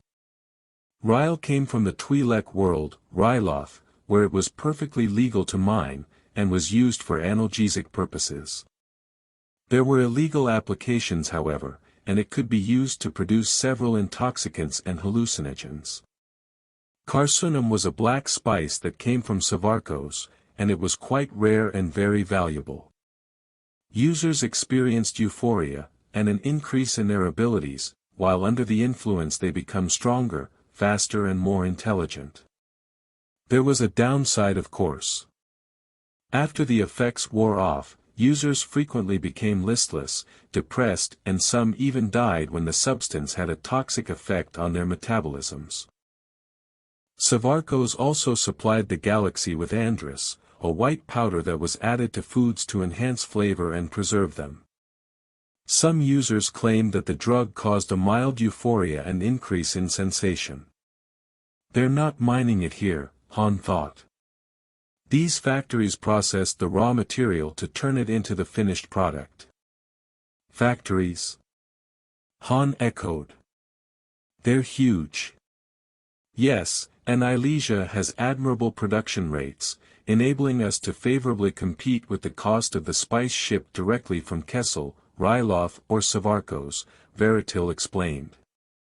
And we are the only facility that offers such variety of spice. Buyers frequently wish to purchase several different kinds of spice for their customers, and we provide that. Han saw figures entering and leaving the factory buildings. Many humans, some non-humans. He recognized Twi'leks, Rhodians, Gamorreans, Devaronians, Celestins, and there were others that were unknown to him. All the humans and bipedal aliens wore tan-colored robes that came down below their knees and tan-colored caps that covered their hair. He gestured at the people. Factory workers. The Sacredot hesitated, then said, "They are the pilgrims that have chosen to serve the Oneness, the All, in our factories." "Oh," Han murmured. "I see." He saw a lot of things now, more and more clearly each instant. And he had a bad feeling about what he was seeing. These pilgrims come here to attain religious sanctuary, and wind up working in spice factories. "I smell a Vrelt, a dead one." The Elysian sun was far down in the sky by now, almost to the horizon. Han noticed that throngs of tan-clad workers were streaming northeast, toward the mountains. Veritil beckoned Han with one undersized hand. "It is time for the blessed pilgrims to attend devotions and to be exalted in the One, render their prayers to the All. Let us take the path of oneness to reach the altar of promises. Come, Pilot Drago." Han obediently followed the priest up a well-worn paved path. Even though they were surrounded by pilgrims, Han noticed that no one ventured very close to them. All of the pilgrims gave Veritil deep bows, hands folded over their hearts. "They offer thanks for the exaltation they are about to receive," Veritil explained to Han as they walked along. As they moved away from the buildings, the jungle around them closed in, until the path they were walking on was shadowed and overhung with giant branches. Han almost felt as though he were walking in a tunnel. They passed a huge open area that was evidently some kind of swamp, because it was completely covered in huge blooms that were so beautiful and exotic that Han had never seen anything like them. "The flowered plains," Veritil, still playing tour guide, pointed out. "And this is the forest of faithfulness." Han nodded. "I wonder how much more of this I can take," he thought. "I hope they don't expect me to become a convert, because they've got the wrong guy." After a 20-minute walk, the group reached a large paved area that was fronted with a partially roofed area supported by 3 monstrous pillars. Veritil indicated that Han should stay with the crowd of pilgrims, then the Sacredot moved on, heading for the pillars. Han saw several of the Tlandil assembled beneath the pillars, including one that he tentatively identified as Teroenza. They were ranged around a low altar, carved from some translucent white stone that seemed to glow with an inner light. The high, snow-capped mountains made an impressive backdrop to the scene, as they towered high above the jungle. Han craned his neck, looking up. The tops of the highest peaks were hidden by drifting clouds, stained red from the sunset. The snows on the western sides of the peaks glowed crimson and rose. Impressive, Han was forced to admit. The simplicity of the natural amphitheater, with its paved floor and pillared altar, made it seem like some vast natural cathedral. The faithful filed into ranks and stood waiting. Han stood at the back, shifting impatiently, hoping whatever religious service was about to take place wouldn't last long. He was hungry, his head was throbbing, and the heat was making him sleepy. The high priest raised his tiny arms and intoned a phrase in his native language. The Sacredots, including Veritil, echoed him. Then the assembled throng, Han estimated 400 or 500 in the crowd, echoed the high priest's phrase. Han leaned closer to the nearest pilgrim, a Twi'lek. "What are they saying?" "They said, 'The One is All,'" the Twi'lek, who spoke excellent Basic, translated. "Would you like me to interpret the service for you?" Since Han was determined to begin learning the Tlandil's language, he nodded. "If you wouldn't mind." The high priest intoned again.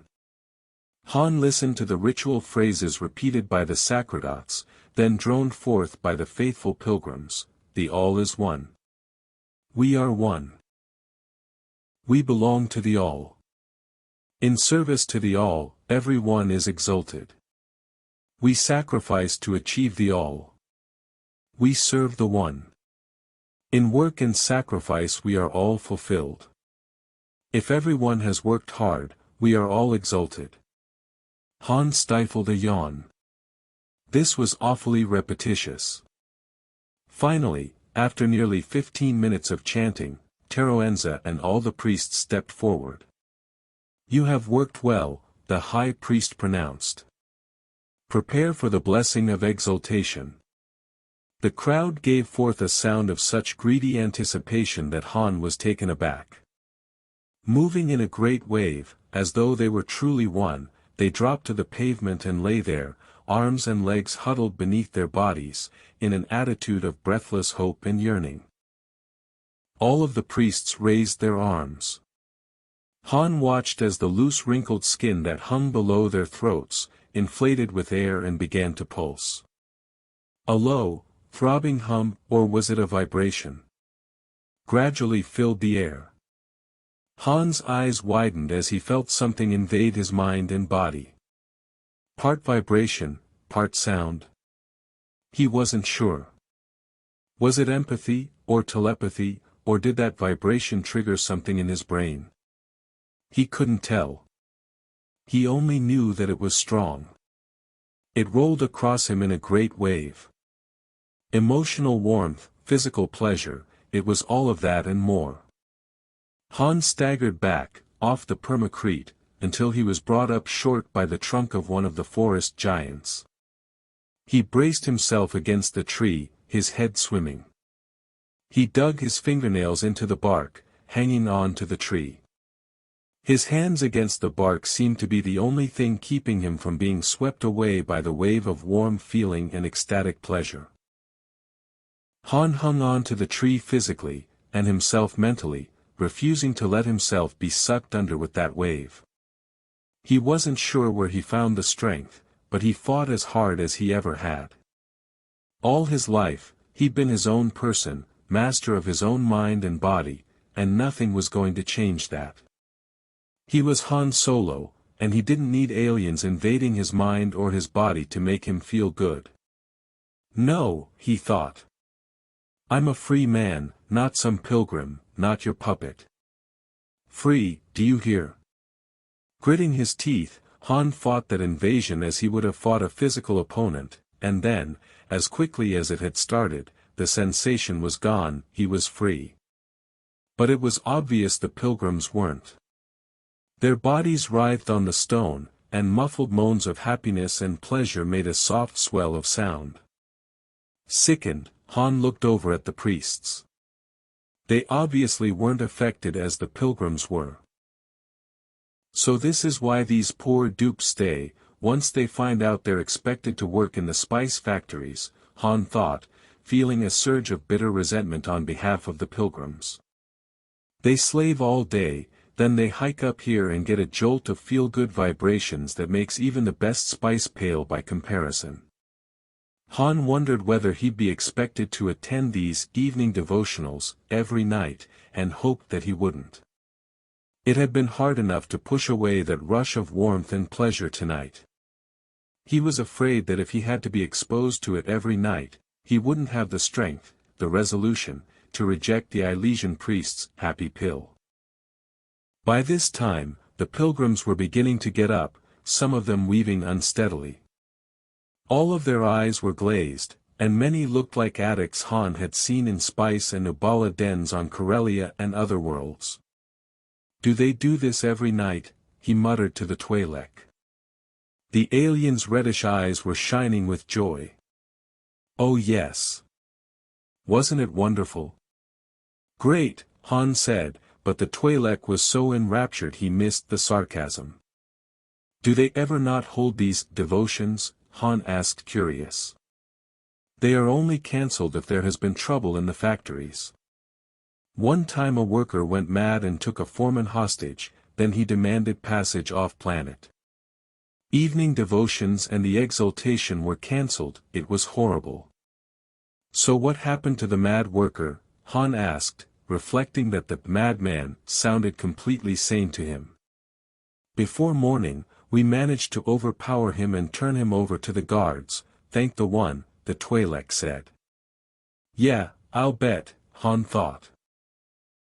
They couldn't stand being without their little nightly charge. The service was evidently over. Veritil joined Han for the walk back to the central compound. Han was disinclined to talk, and truthfully pleaded fatigue. The Sacerdot, saying that he understood perfectly, showed the Corellian pilot back to the infirmary. You may eat and sleep here tonight, he said, and tomorrow we will take you to your permanent quarters in our administration building.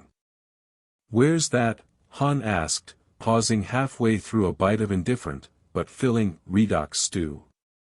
The Sacerdot waved his arm roughly northeast. Not visible from here, but there is a path through the trees.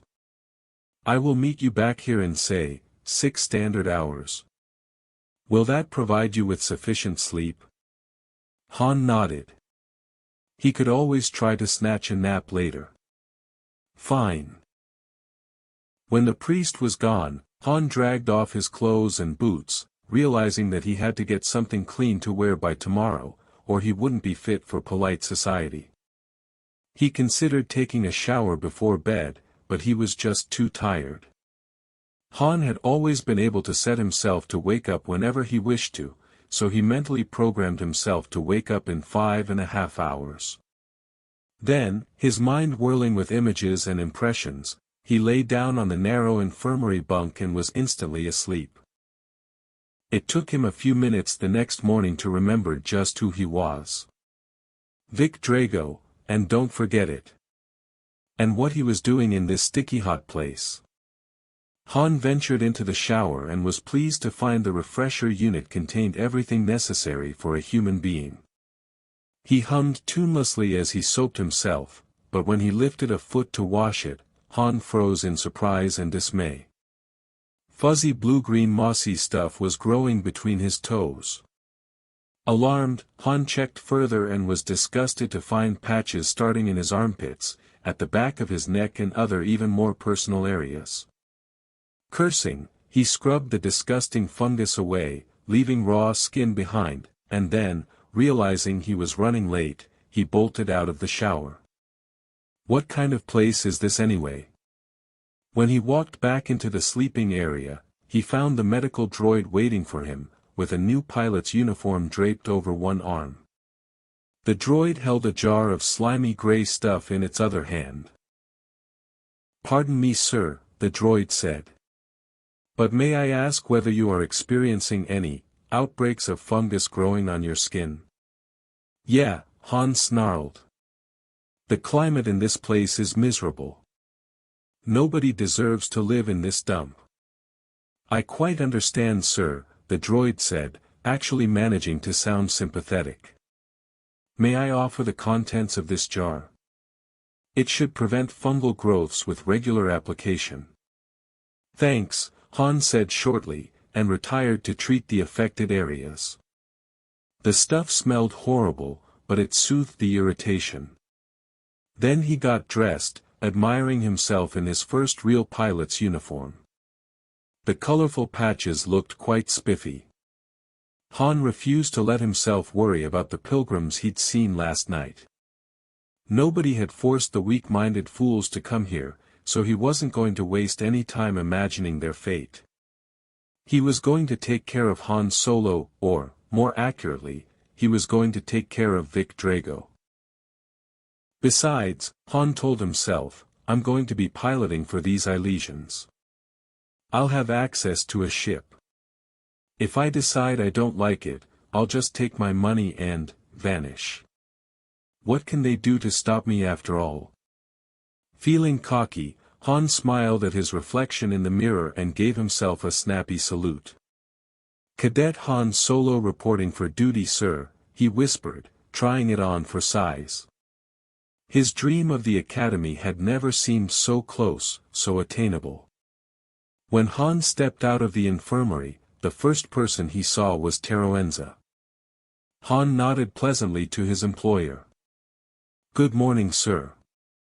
The high priest inclined his massive head. "And to you, Pilot Drago. Allow me to present someone you are going to be spending a lot of time with, during your employment with us." The high priest beckoned, and Han heard someone behind him. He whirled around, and couldn't stop himself from taking a quick step back. His first impression was of height, and the second was of sharp teeth and knife-like claws. This being stood nearly 3 meters tall, taller even than a Wookiee. The creature had a mouthful of needle-like fangs, and claws that looked like they could rip through durasteel. It was furred, but it wore a pair of breeches. A curved knife hung on its belt, and a holstered blaster was strapped to its thigh. Sleek muscles rippled everywhere. The newcomer grinned, bearing even more of those teeth. "Greetings," it said, speaking basic with a pronounced lisp. "This is Muurg," Teroenza introduced the being. "He's a Togorian, one of the most honorable sentients in this galaxy. The Togorian reputation for honesty and loyalty is unparalleled, did you know that?" Han looked up at the huge being and swallowed. No," he managed. "We've assigned Muurg to be your bodyguard, Pilot Drago. On planet or off, Muurg will accompany you everywhere, isn't that correct, Muurg?" "Muurg hath given word of honor," the Togorian affirmed. The high priest folded his undersized arms across his massive body, and his mouth curved up in what almost appeared to be a mocking smile. "Muurg is going to make very sure, Pilot Drago, that no matter where you go, or what you do, you will be safe." Chapter 4. Muurg. Han stared at the huge black-furred creature, realizing that the jig was definitely up. Teroenza's meaning was unmistakable: step out of line, and Muurg will rip you in two. Han eyed the Togorian, realizing that the alien could easily do just that. He managed to pull himself together and smiled up at the Togorian. "Pleased to meet you, Muurg," he said. "It'll be nice to have real company on those long flights." "Yes," the bodyguard said, stepping closer. Han realized with dismay that the top of his head barely reached the Togorian's breastbone. The alien appeared so feline that Han was surprised to realize he didn't have a tail. "Muurg enjoyeth space travel," the bodyguard said in his strongly accented, lisping basic. His facial fur was black, but his whiskers and chest fur were white. His eyes were a startling light blue, with brilliant green slitted pupils. "Muurg goeth many spaceporth, the more the better." Han had a little trouble understanding the Togorian's basic, but he could make it out. The young Corellian wondered just how smart this being was. Have to get to know him, Han decided. Just because he can't speak good basic doesn't mean he's dumb. But if he is... Han smiled. "We thought we'd give you a day to settle in, Pilot Drago," Teroenza said. "Move into the quarters we've assigned you, in the administration building. Muurg will show you where it is. Then tomorrow, we'd like you to begin ferrying goods and personnel back and forth between the colonies. By the time our next shipment of spice is delivered to our space station, you will be ready to ferry that down for us. After today, I am going to order Jaelus Nebel, our other pilot, to take a rest. He has been working too hard." Han nodded. "I've got to meet up with this Celestin and compare notes." "That will be fine. Can I look around a bit? I'd like to check out the lay of the land." Teroenza inclined his massive head. "Certainly, as long as Muurg accompanies you, and you follow all safety regulations while touring the factories." "Of course," Han agreed. Teroenza bowed slightly. "If you will excuse me, we are expecting a shipment of pilgrims to come down from our orbiting space station this morning. I have much to do as I prepare to welcome them." Han nodded, thinking about what lay ahead for those pilgrims. He knew that mining spice was considered dangerous, an extremely unpleasant duty. Matter of fact, being sent to the spice mines of Kessel was a common punishment for felons, but he knew very little about what happened to the spice once it was mined. Well, he intended to find out. Maybe there was some way he could turn this situation even more to his advantage. You never knew, and it never paid to leave stones unturned. In Han Solo's book, knowledge frequently led to power, or at least to a faster escape. Muag led Han up a paved path through the jungle, until they reached a large, very modern building. "Administration Center," the Tagorian said, indicating the building.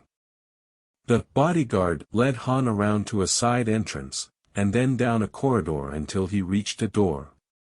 "You, Muag, sleep here," he said, opening the door. Inside was a small suite consisting of a bedroom, refresher unit, and a small sitting room.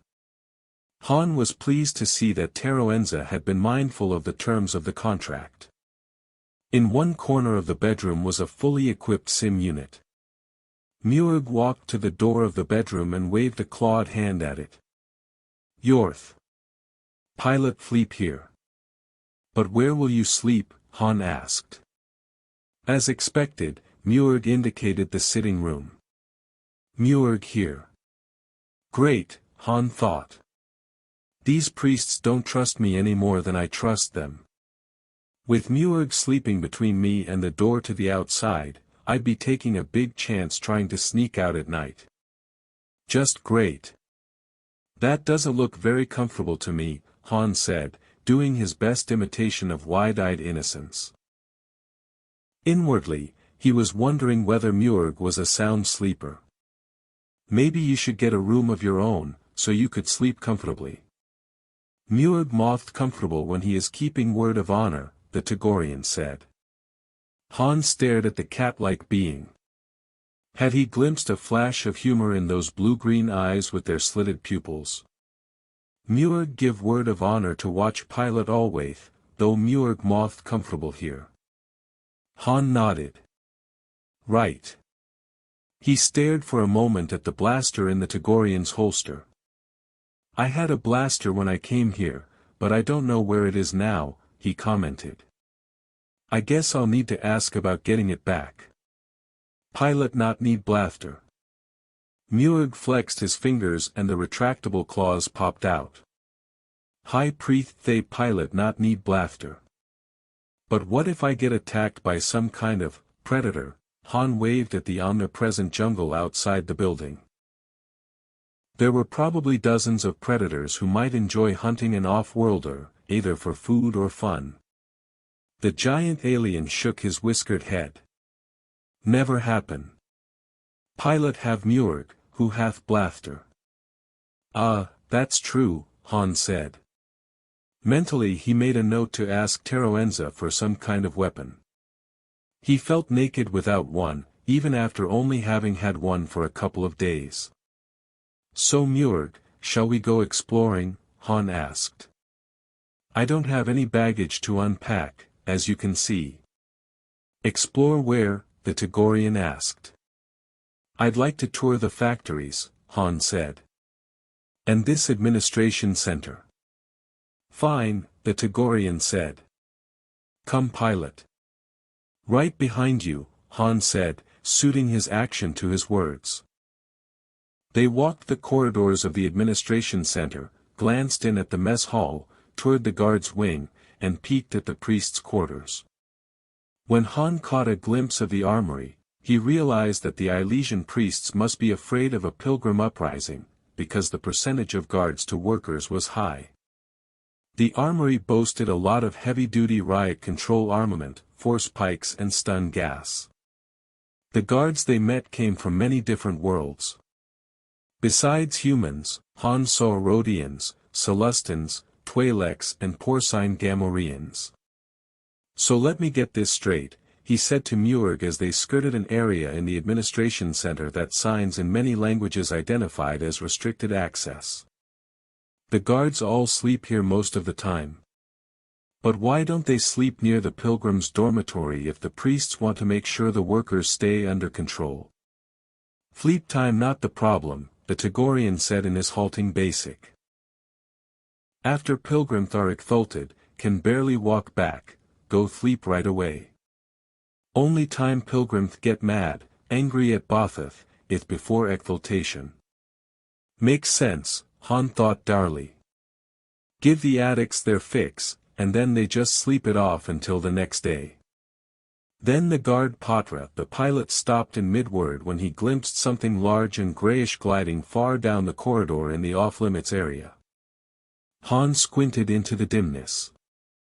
Hey, what was that? He muttered. That looked just like a. Han broke off as the object turned the corner. He started after it at a good clip. Muirg made a futile grab for his charge, but Han was quicker than the big alien and dodged. He jogged down the forbidden hallway, listening hard for the sound of footsteps, but none came. When he reached the junction of the corridors, Han turned to stare up the one where he'd glimpsed that flicker of gliding motion. His eyes widened. Hey, it's a hut. What's a hut doing here? There was no mistaking the identity of that huge, slug-like form reclining on its repulsor lift sled. As he hesitated, Muirg pounced on him as though he were a Vrelt, and picked up the Corellian bodily. Han repressed a yelp of dismay as the Tagorian tucked him under one muscled arm and ran back down the corridor, until they were back in the unrestricted access section of the center. Muirg set Han back on his feet and flexed a hand under the Corellian's nose. My people teach, everyone entitled to one myth take, the bodyguard said. Pilot just have hith. No more myth take, or Muirg have to teach pilot like little cub. Muirg hath given word of honor remember. Understood. Han eyed the claws that gleamed under his nose, sharp and shiny as razors. Yeah, he managed to say. I understand Muirg. Humans just get curious, you know. Curiosity fatal thomtime, Muirg growled. I can see your point, Han said dryly. Or rather, your points. Muirg stared at the sharp, shining tips of his claws, then his muzzle lifted back from his fangs, and he made a low mewling sound. For a moment Han froze, then he looked at the Tagorian and realized this was the alien's form of laughter. Evidently Muirg had caught the joke. Han managed a weak chuckle. So how about we get some food, then check out those factories, pal, he asked. Muirg always hungry, the Tagorian agreed, leading the way toward the mess hall. What mean fifth word, pal? Oh, a pal is a friend, a buddy, you know. Someone you spend time with that you like, Han explained. Yeth. The Tagorian said nodding. Pilot means packmate. Right. Good, the bodyguard said. Muirg mitheth his packmate. Han recalled Teroenza saying that his people came from Nal Hut the hut homeworld, but Han hadn't realized that that meant there were huts living on Ilesia. When questioned, Muirg confirmed that he had seen several of the Flug Mathterth who ride on air, as he called them. There's only one reason huts are here, Han thought. They're the real masters of Ilesia. After all, they dominate the contraband spice trade. Lunch was good, if unimaginative and, to Han's taste, lacking in seasoning. Still, the cook was no slouch. His or her bread was very good, Han thought, as he chewed on a bite of Alderaanian flatbread. He realized suddenly, with a pang, that it had been nearly a day since he'd thought of Dulana. The thought made him feel vaguely disloyal, but then he took himself in hand. Dulana wouldn't want him to mope and grieve over her. She'd always enjoyed life, and she wouldn't expect Han not to, just because she was gone. He came back out of his reverie to find Muir watching him curiously. Pilot thinking of someone far away, the Tagorian observed, waving the bone he had just finished gnawing. Tiny fragments of raw meat still clung to it, but Muir had cleaned it impressively, Han thought.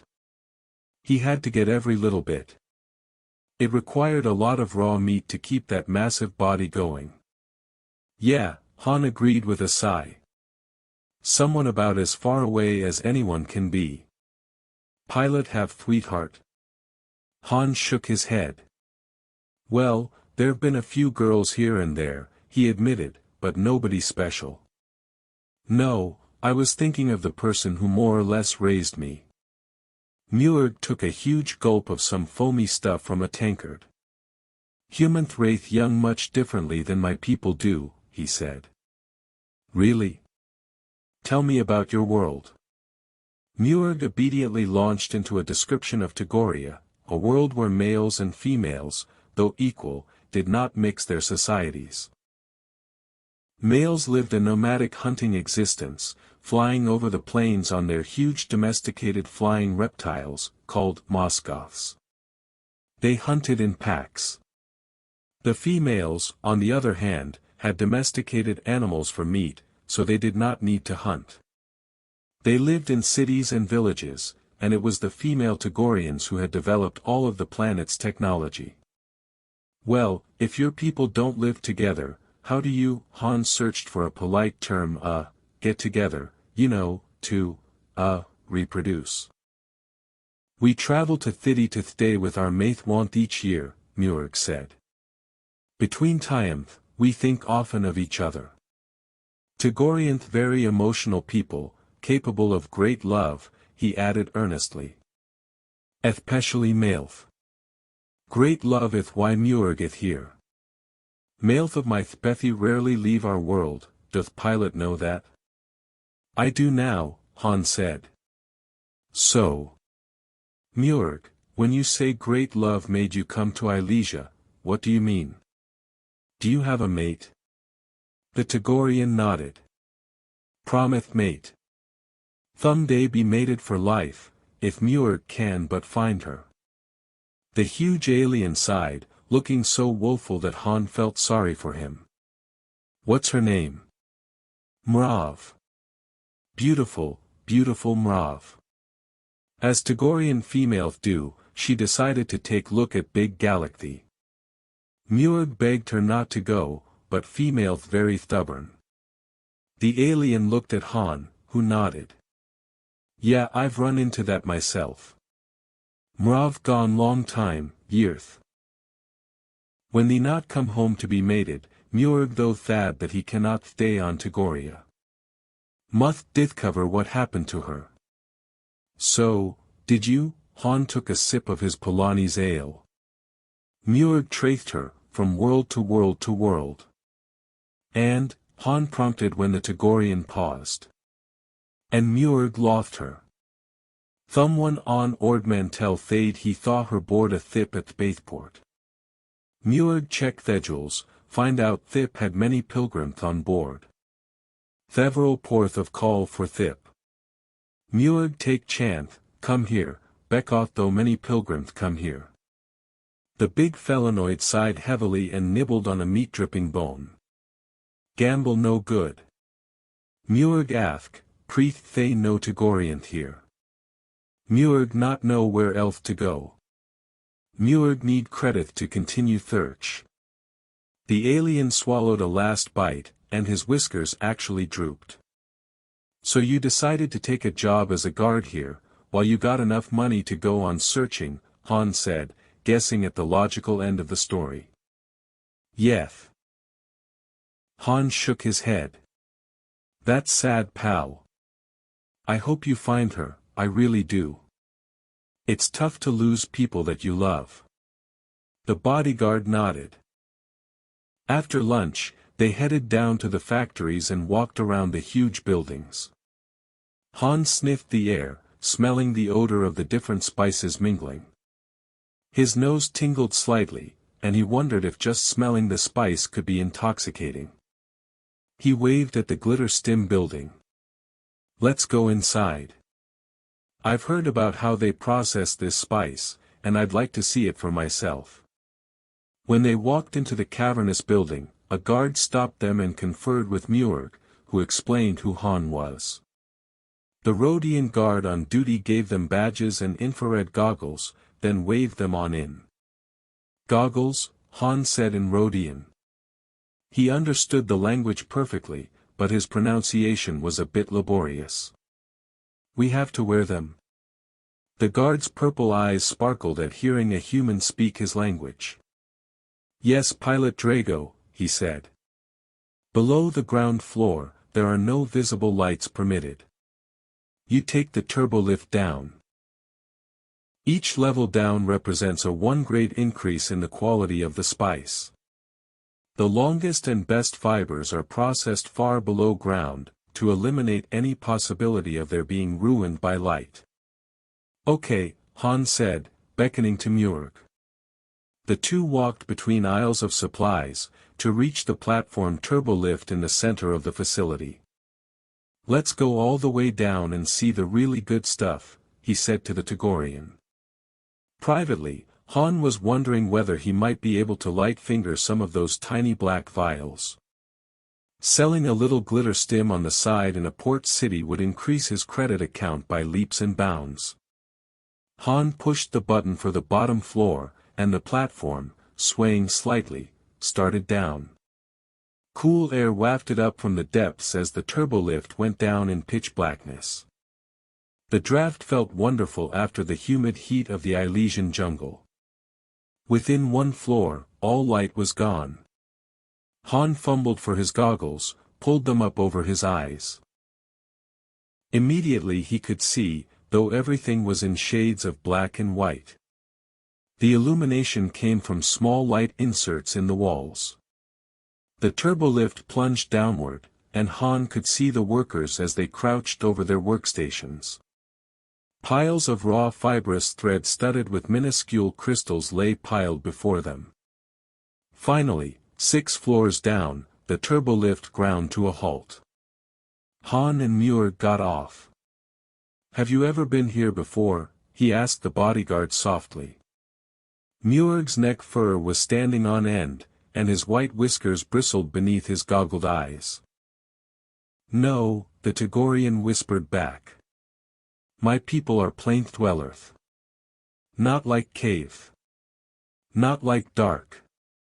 Muir will be happy when Pilot wisheth to leave 5th place. Only Muir word of honor kept him here in wretched darkness. Steady, Han said.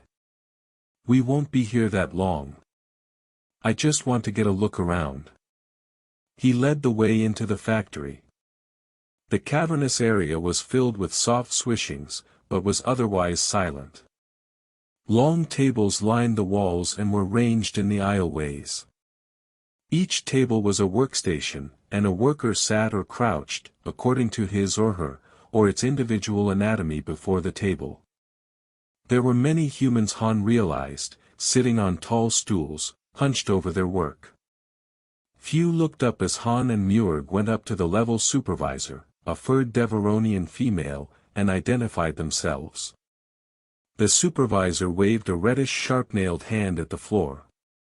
My workers are the most skilled, she said proudly. It takes skill to measure and trim the number of fibrous strands so each dose will contain the correct amount of spice. It is essential, but very difficult, to line up the fibers so precisely that they will all activate at the same moment when exposed to visible light. Is it a mineral? Han asked. I know its mind. It is naturally occurring, but we don't know how it's formed. Pilot. We believe it may have a biological origin, but we're not sure.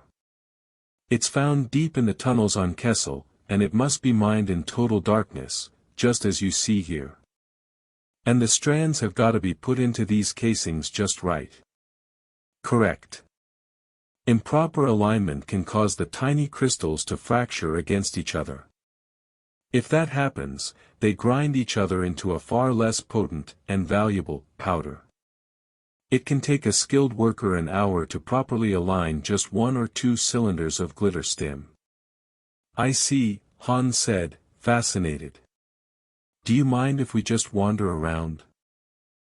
I promise we won't touch anything. You may. However, please avoid distracting any of the workers while they are aligning the spice. One inadvertent twist, as I said, could ruin an entire thread. I understand, Han said. The raw glitter stim threads were all black, but Han knew from hearing about it that they would shine blue when they ignited invisible light.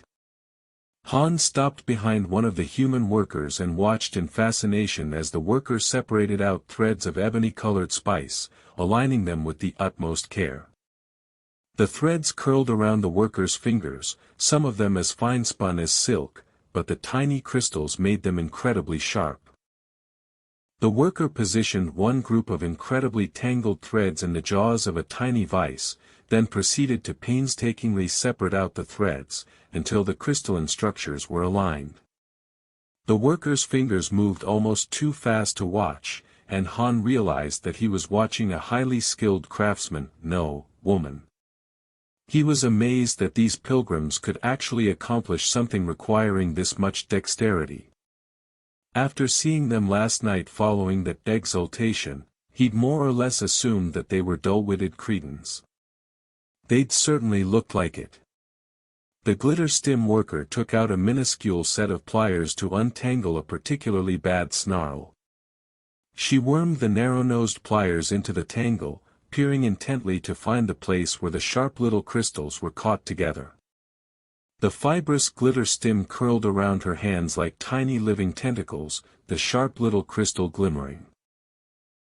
The worker abruptly brought her hand back, tugging, and suddenly the snarl straightened out until all the fibers aligned perfectly. Except one. Han watched in distress as one sharp-studded strand cut between the woman's forefinger and thumb. A thin line of blood welled from the deep gash. Han sucked in a breath. A few centimeters deeper and the tendon in her thumb would have been severed. She hissed with pain, then muttered something in basic and, freeing her hand, held it to stop the bleeding. Han froze as he heard her accent. This pilgrim was Corellian. He hadn't even looked at her before, hidden as she was by the shapeless tan robe, her cap pulled down tightly over her goggled head. But now he realized she was young, not old. She grimaced slightly as she examined the cut. Turning her hand over, she twisted in her seat and held her hand over the floor, so the blood wouldn't drip onto her workstation. Han knew he wasn't supposed to speak to the worker, but she wasn't working at the moment, and he was concerned. She was bleeding profusely. "You're hurt," he said. "Let me call the supervisor so she can fix you up." The girl, she was his age, possibly younger, started slightly, then looked up at him. Her face was a whitish-green blur beneath her goggles and cap, and seemed deathly pale in the infrared light. No wonder, Han thought, cooped up down here all day long, no exposure to sunlight. "No, please don't," she said, speaking basic with that soft accent that placed her as being from Corellia's southern continent. "If she sends me to the infirmary, I'll miss the exaltation." She shivered at the thought, though it might also have been from the cold. Han himself was beginning to feel chilly, and he hadn't been down here for hours. How did these pilgrims stand it, working down here in the cold darkness all day? "But that cut looks nasty," Han protested. She shrugged. "The bleeding is stopping." Han could see that was true. "But what about?" She shook her head, halting him in mid-sentence. "I appreciate your concern, but it's nothing. Happens all the time." With a wry smile, she held out her hands. Han sucked in a breath. Her fingers, wrists and forearms were crisscrossed with tiny slashes. Some were old and white, and healed, but many were dark wheals, still fresh and painful.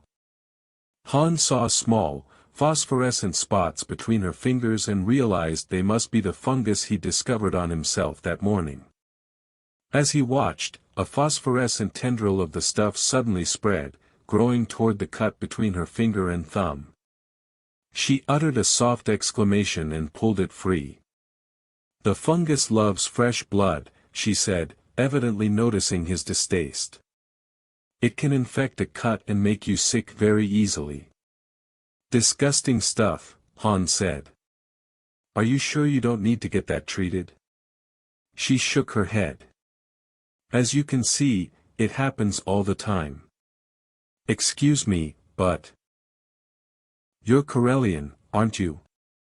"So are you," Han said. "I'm Vic Drago, the new pilot." "And you are?" Her mouth tightened slightly. "I'm not really supposed to be talking. I'd better get back to work." Muirg, who had been watching in silence, suddenly spoke up. "Worker ith correct. Pilot must let worker return to work now." "Okay, pal." "I understand," Han said to the Tagorian, but then he added to the Corellian woman, "but maybe we could talk some other time. Over supper maybe." She shook her head silently and turned back to her work. Muirg motioned for Han to move on. The Corellian moved one step away, but continued talking. "Okay, but, you never know. We're bound to run into each other, this place ain't all that big. So, what's your name?" She shook her head again, not speaking. Muir growled, low in his throat, but Han just stood there stubbornly. The woman seemed disturbed by Muirg's implied threat. As she fastened a bandage over her cut, she said, "We give up our names when we leave all worldly things for the spiritual sanctuary of Ilesia." Han was feeling increasingly frustrated. Here was someone who knew this place intimately, and she was the first person from his homeworld he discovered here. "Please," he said as Muirg pushed him slightly. "There must be some kind of way they refer to you," he said, smiling his most reassuring charming smile. Muirg growled again, more loudly. He showed his fangs. The woman's eyes opened wide at the display of teeth. "I am Pilgrim 921, she said hastily. Han got the impression that she had spoken up to save him from Muirg's ire. Muirg grabbed Han's arm and began walking away, effortlessly dragging the Corellian. "Thank you, Pilgrim 921, Han called back to her, waving jauntily, as though being half carried away by the Tagorian was a normal occurrence. "Good luck with those fibers. I'll be seeing you." She didn't respond. When Muirg finally let him go, at the end of the aisle, Han followed the Tagorian obediently, half expecting a lecture from the giant being. But Muirg seemed satisfied that Han would now obey him, and had relapsed into his former wary silence. Han glanced back once and saw that the Corellian woman was again intent on her work, as though she'd already forgotten him. Pilgrim 921, he thought. I wonder if I'd even be able to recognize her. Between the goggles, the cap, and his impaired vision, he had no real idea of what she looked like, except for the fact that she was young. Han walked all the way around the facility, watching several other workers as they aligned threads and crystals so they were entirely symmetrical. He didn't attempt to speak to any of them. Finally he came back to the Deveronian supervisor. "So, when they've finished their work, who encases the threads and crystals in the vials?" he asked. "That is done on the 5th floor, the supervisor told him. "Maybe I'll just head up there," Han said. "This is fascinating, you know." "Certainly," she said. "Okay, so they finish up the processing of the really high-grade stuff up here," Han thought as he and Muirg ascended into the darkness. The Tagorian let out a low yowl of protest when Han only took them up one floor. "Take it easy, Muirg," Han said. "I just want to take a quick look around here." He wandered the aisles, trying unobtrusively to spot the place where the high-grade glitter stim was enclosed in the tiny black vials that all glitter stim users would recognize. When he reached that area, however, his heart sank. 4 armed guards stood by the conveyor belt, watching the little vials as the workers brought their full baskets over and dumped them. Han felt an air current waft past him, realizing that there was a small heating unit down there, warming the chill, evidently for the comfort of the guards. 4 guards. Han peered harder into the dimness. No, hold on a second. He saw a blur of movement, but couldn't discern anything for a long second. Then, as he focused his eyes, he slowly made out oily pebbled blackness barely visible against the black stone wall. But there were eyes in the midst of that blackness, beady reddish-orange eyes. 4 of them. Han squinted, holding still, straining his vision. Then he saw 2 blasters, each strapped to a warty black thigh. Ah-ah-rah, he realized. Skin changers. The ah-ah-rah were an alien species from a planet on the other side of the galaxy. Denizens of Hara could gradually change color to match the color of the background behind them. This ability made them very difficult to see, especially in darkness. Han had heard of the Ah-Ra before, but he'd never run into any until now. They were reptilian creatures, which explained why this section of the below-ground factory was heated. Many reptiles became sluggish and dull-witted when it was cold. Han peered into the dimness, and slowly, gradually, made out the outlines of the 2 Ah-Ra guards. They had pebbly-textured skin, clawed hands and feet, and a small frill of skin running down their backs. Their heads were large, with overhanging brow ridges, beneath which their eyes seemed doubly small. Their faces had short muzzles, and when one of the creatures opened its mouth, Han glimpsed a narrow, sticky red tongue and sharp white teeth. An upstanding frill of skin ran from between their eyes, back over the tops of their heads, to connect with the frill running down their backs. Despite their clumsy appearance, they seemed fast on their feet. Han decided that he didn't want to tangle with them. Although shorter than he was, they were broad in the shoulders, and certainly outweighed him by a considerable margin. Han sighed. Scratch Plan A. The Ah-Ra aside, the other guards, 2 Rhodians, a Deveronian male, and a Twi'lek, looked mean, and obviously meant business. They weren't Gamorreans, so there wasn't much chance of being able to bewilder, confuse, distract, or otherwise fast-talk any of them into handing over a fortune in spice. Han grimaced and started back for Muurg and the turbolift. And there is no plan B, he thought glumly. Guess I'll just have to earn all my credits the honest way. It never even occurred to him that ferrying spice around the galaxy was, in itself, highly illegal. Pilgrim 921 nibbled on a stale grain cake and tried to forget the young Corellian she had seen earlier. She was a pilgrim after all, part of the all, one with the one, and worldly concerns such as good-looking young men were behind her forever. She was here to work, so that she might be exalted and offer her prayers for the blessing of the one as part of the all, and conversations with young men named Vic had no part in that. Still, she wondered what he looked like beneath those goggles. What color was his hair? His eyes? That smile of his had made warmth blossom inside her, despite the cold.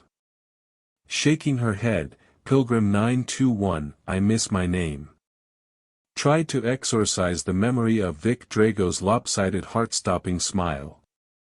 She needed to pray, to offer proper devotion. She must do penance for separating herself from the one, lest she be cast out from the all. Still those sacrilegious thoughts kept intruding. Thoughts, memories too.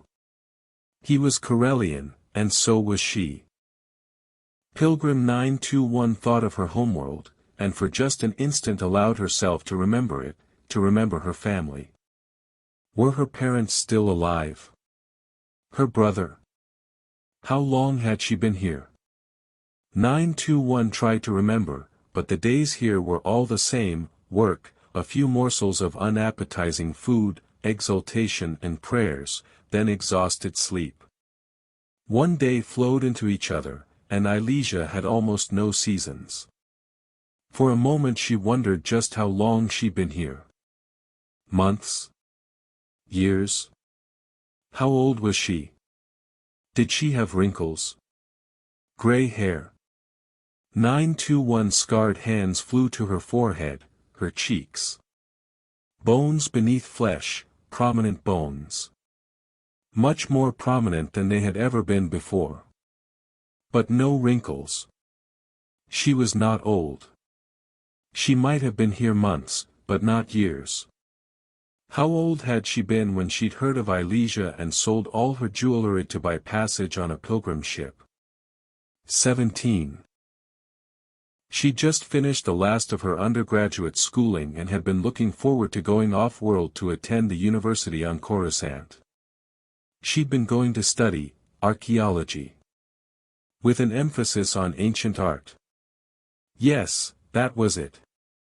She'd even spent a couple of summers working on a dig, learning to preserve ancient treasures. She'd wanted to become a museum curator.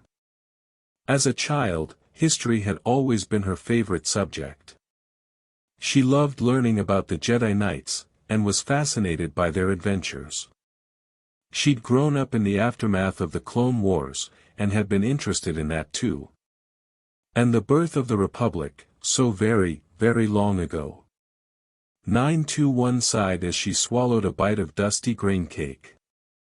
Sometimes it bothered her when she realized that her memories were fading, that her intelligence seemed to be fading, along with her ability to perceive the world outside. She knew that as a pilgrim, she was supposed to eschew all worldly things, to expunge from her mind and body the appreciation of fleshly pleasures. In the old days, pleasure and having fun had been the focus of her life. In those days, her life had had little purpose, compared to now. In the old days, she drifted from place to place, subject to subject, party to party. And it had all been so meaningless. Life now had meaning. Now she was exalted. Every night, the One conferred blessing upon her, through the priests. Exaltation was the way the All communicated with the pilgrims. It was a deeply spiritual experience, and it felt so good. 921 thought that she'd successfully managed to expunge all memory of Vic Drago and his smile from her mind, so she went back to work on her glitter stim pile, only to find herself wondering minutes later, whether he'd really look for her, try to talk to her again. 921 shivered in the ever-present dank chill and tried very hard to forget Vic Drago and all he stood for. That night, Han skipped devotionals in favor of spending time with several of the Sims. This was his first opportunity to earn an honest living, and he didn't want to mess up. Han knew that citizens complained about how hard they had to work, and he figured that was essential for success. It was true that begging, pickpocketing, burglary and scamming citizens frequently required considerable time and effort, but Han knew that somehow it just wasn't comparable. Heading for the Sim station in his bedroom, Han began skimming through the system, accessing what was available to him. Teroenza had been as good as his promise, and the simulations were there. He scanned what was available, chose the Sims he wanted to work on, and ordered the system to prepare several sequences. He was careful to specify atmospheric turbulence to be included in each training exercise. He looked up at Murg, who was standing there, watching him. "I've got work for a while," he said. "Why don't you take some time for yourself?" Murg shook his head slowly. "Murg not leave pilot alone. Against orders." "Okay." Han shrugged. "Your choice." Murg watched nervously as Han put on the Visi hood, cutting himself off from contact with his real surroundings and plunging himself into a training flight that felt exactly like the real thing. The Tagorian was uncomfortable with technology. Han let himself sink into the sim, and within minutes the sim had accomplished one of its primary purposes. Han quite forgot that it was a sim. He was convinced that he was really piloting, really negotiating asteroid fields at high speeds. Really piloting through the Elysian atmosphere, really landing the craft under all sorts of adverse conditions. The Corellian emerged from the sim 2 hours later, having successfully landed, flown, taken off and performed the full range of maneuvers possible with the shuttle he'd be flying to Colony 2 and Colony 3 on the morrow. He'd also reviewed the controls on the transport vessels he'd be flying. The Elysian Dream was being converted to manual piloting, as well as those on Teroenza's private yacht. By this time, the short Elysian day was far spent. Muig was dozing on the chair, but awoke instantly when Han stretched. Han eyed the Tagorian, regretting that the alien was so alert. It was going to be very difficult to do the nighttime prowling that he had in mind. Muig walked along behind Pilot, pleased that his charge had suggested heading over to the mess hall for a late supper. The Tagorian was always hungry. His people were used to hunting and killing, then sharing their kill, so fresh meat was a constant part of their diets. Here, he had to make do with raw meat that had been frozen. Before Pilot had come into his life, he'd been free at times to enter the jungle and hunt, so he could keep his claws and his skills sharpened. He missed his Mosgoth, missed flying through the air on her back, feeling her powerful wing muscles propelling them through the skies of Tagoria. Muig sighed. The skies on Tagoria were a vivid blue-green, much different from the washed-out blue-gray color of Elysia's skies. He missed them. Would he ever see them again? Would he ever fly his Mosgoth toward a crimson sunset in those vivid skies? The priests had made him sign a 6-month contract for his services as a guard. He'd given his word of honor to fulfill that contract. It would be many 10 days before he could return to his search for Mrav. Muig pictured her in his mind, her cream-colored fur, her orange stripes, her vivid yellow eyes. Lovely Mrav. She'd been part of his life for so long now that not knowing her whereabouts was like an aching wound inside him. Could she have gone back to Tagoria? Was she back on their world, waiting for him? Muig wished he could send a message to his homeworld, ask whether Mrav had returned, but messages sent over interstellar distances were very expensive, and sending one would add nearly 2 months to his time here on Elysia. Still, Muig considered, then thought that perhaps on one of their trips to fly spice to Nal Hutta, Pilot would not mind if Muig sent a message. The Tagorian didn't really trust the Elysian priests enough to send a message from this world. Pilot seemed like a decent fellow, for a human, Muig mused. Sly, quick, always looking for a way to get around things, but humans were frequently like that. At least Pilot had accepted Muig's dominance as pack leader. That was smart of him. He'd live much longer that way. Muig really hoped that Pilot would continue to be smart. He liked him, and didn't want to have to hurt him. But if Pilot tried to break the rules, Muig would not hesitate to hurt, even kill, the Corellian. Teroenza had given Muig specific orders, and the Tagorian would carry them out to the best of his ability. He'd given his word of honor, and that was the most important thing in the universe to his people. The Tagorian absently groomed his whiskers and facial fur, reflecting that as long as Pilot didn't step out of line, everything was going to be just fine.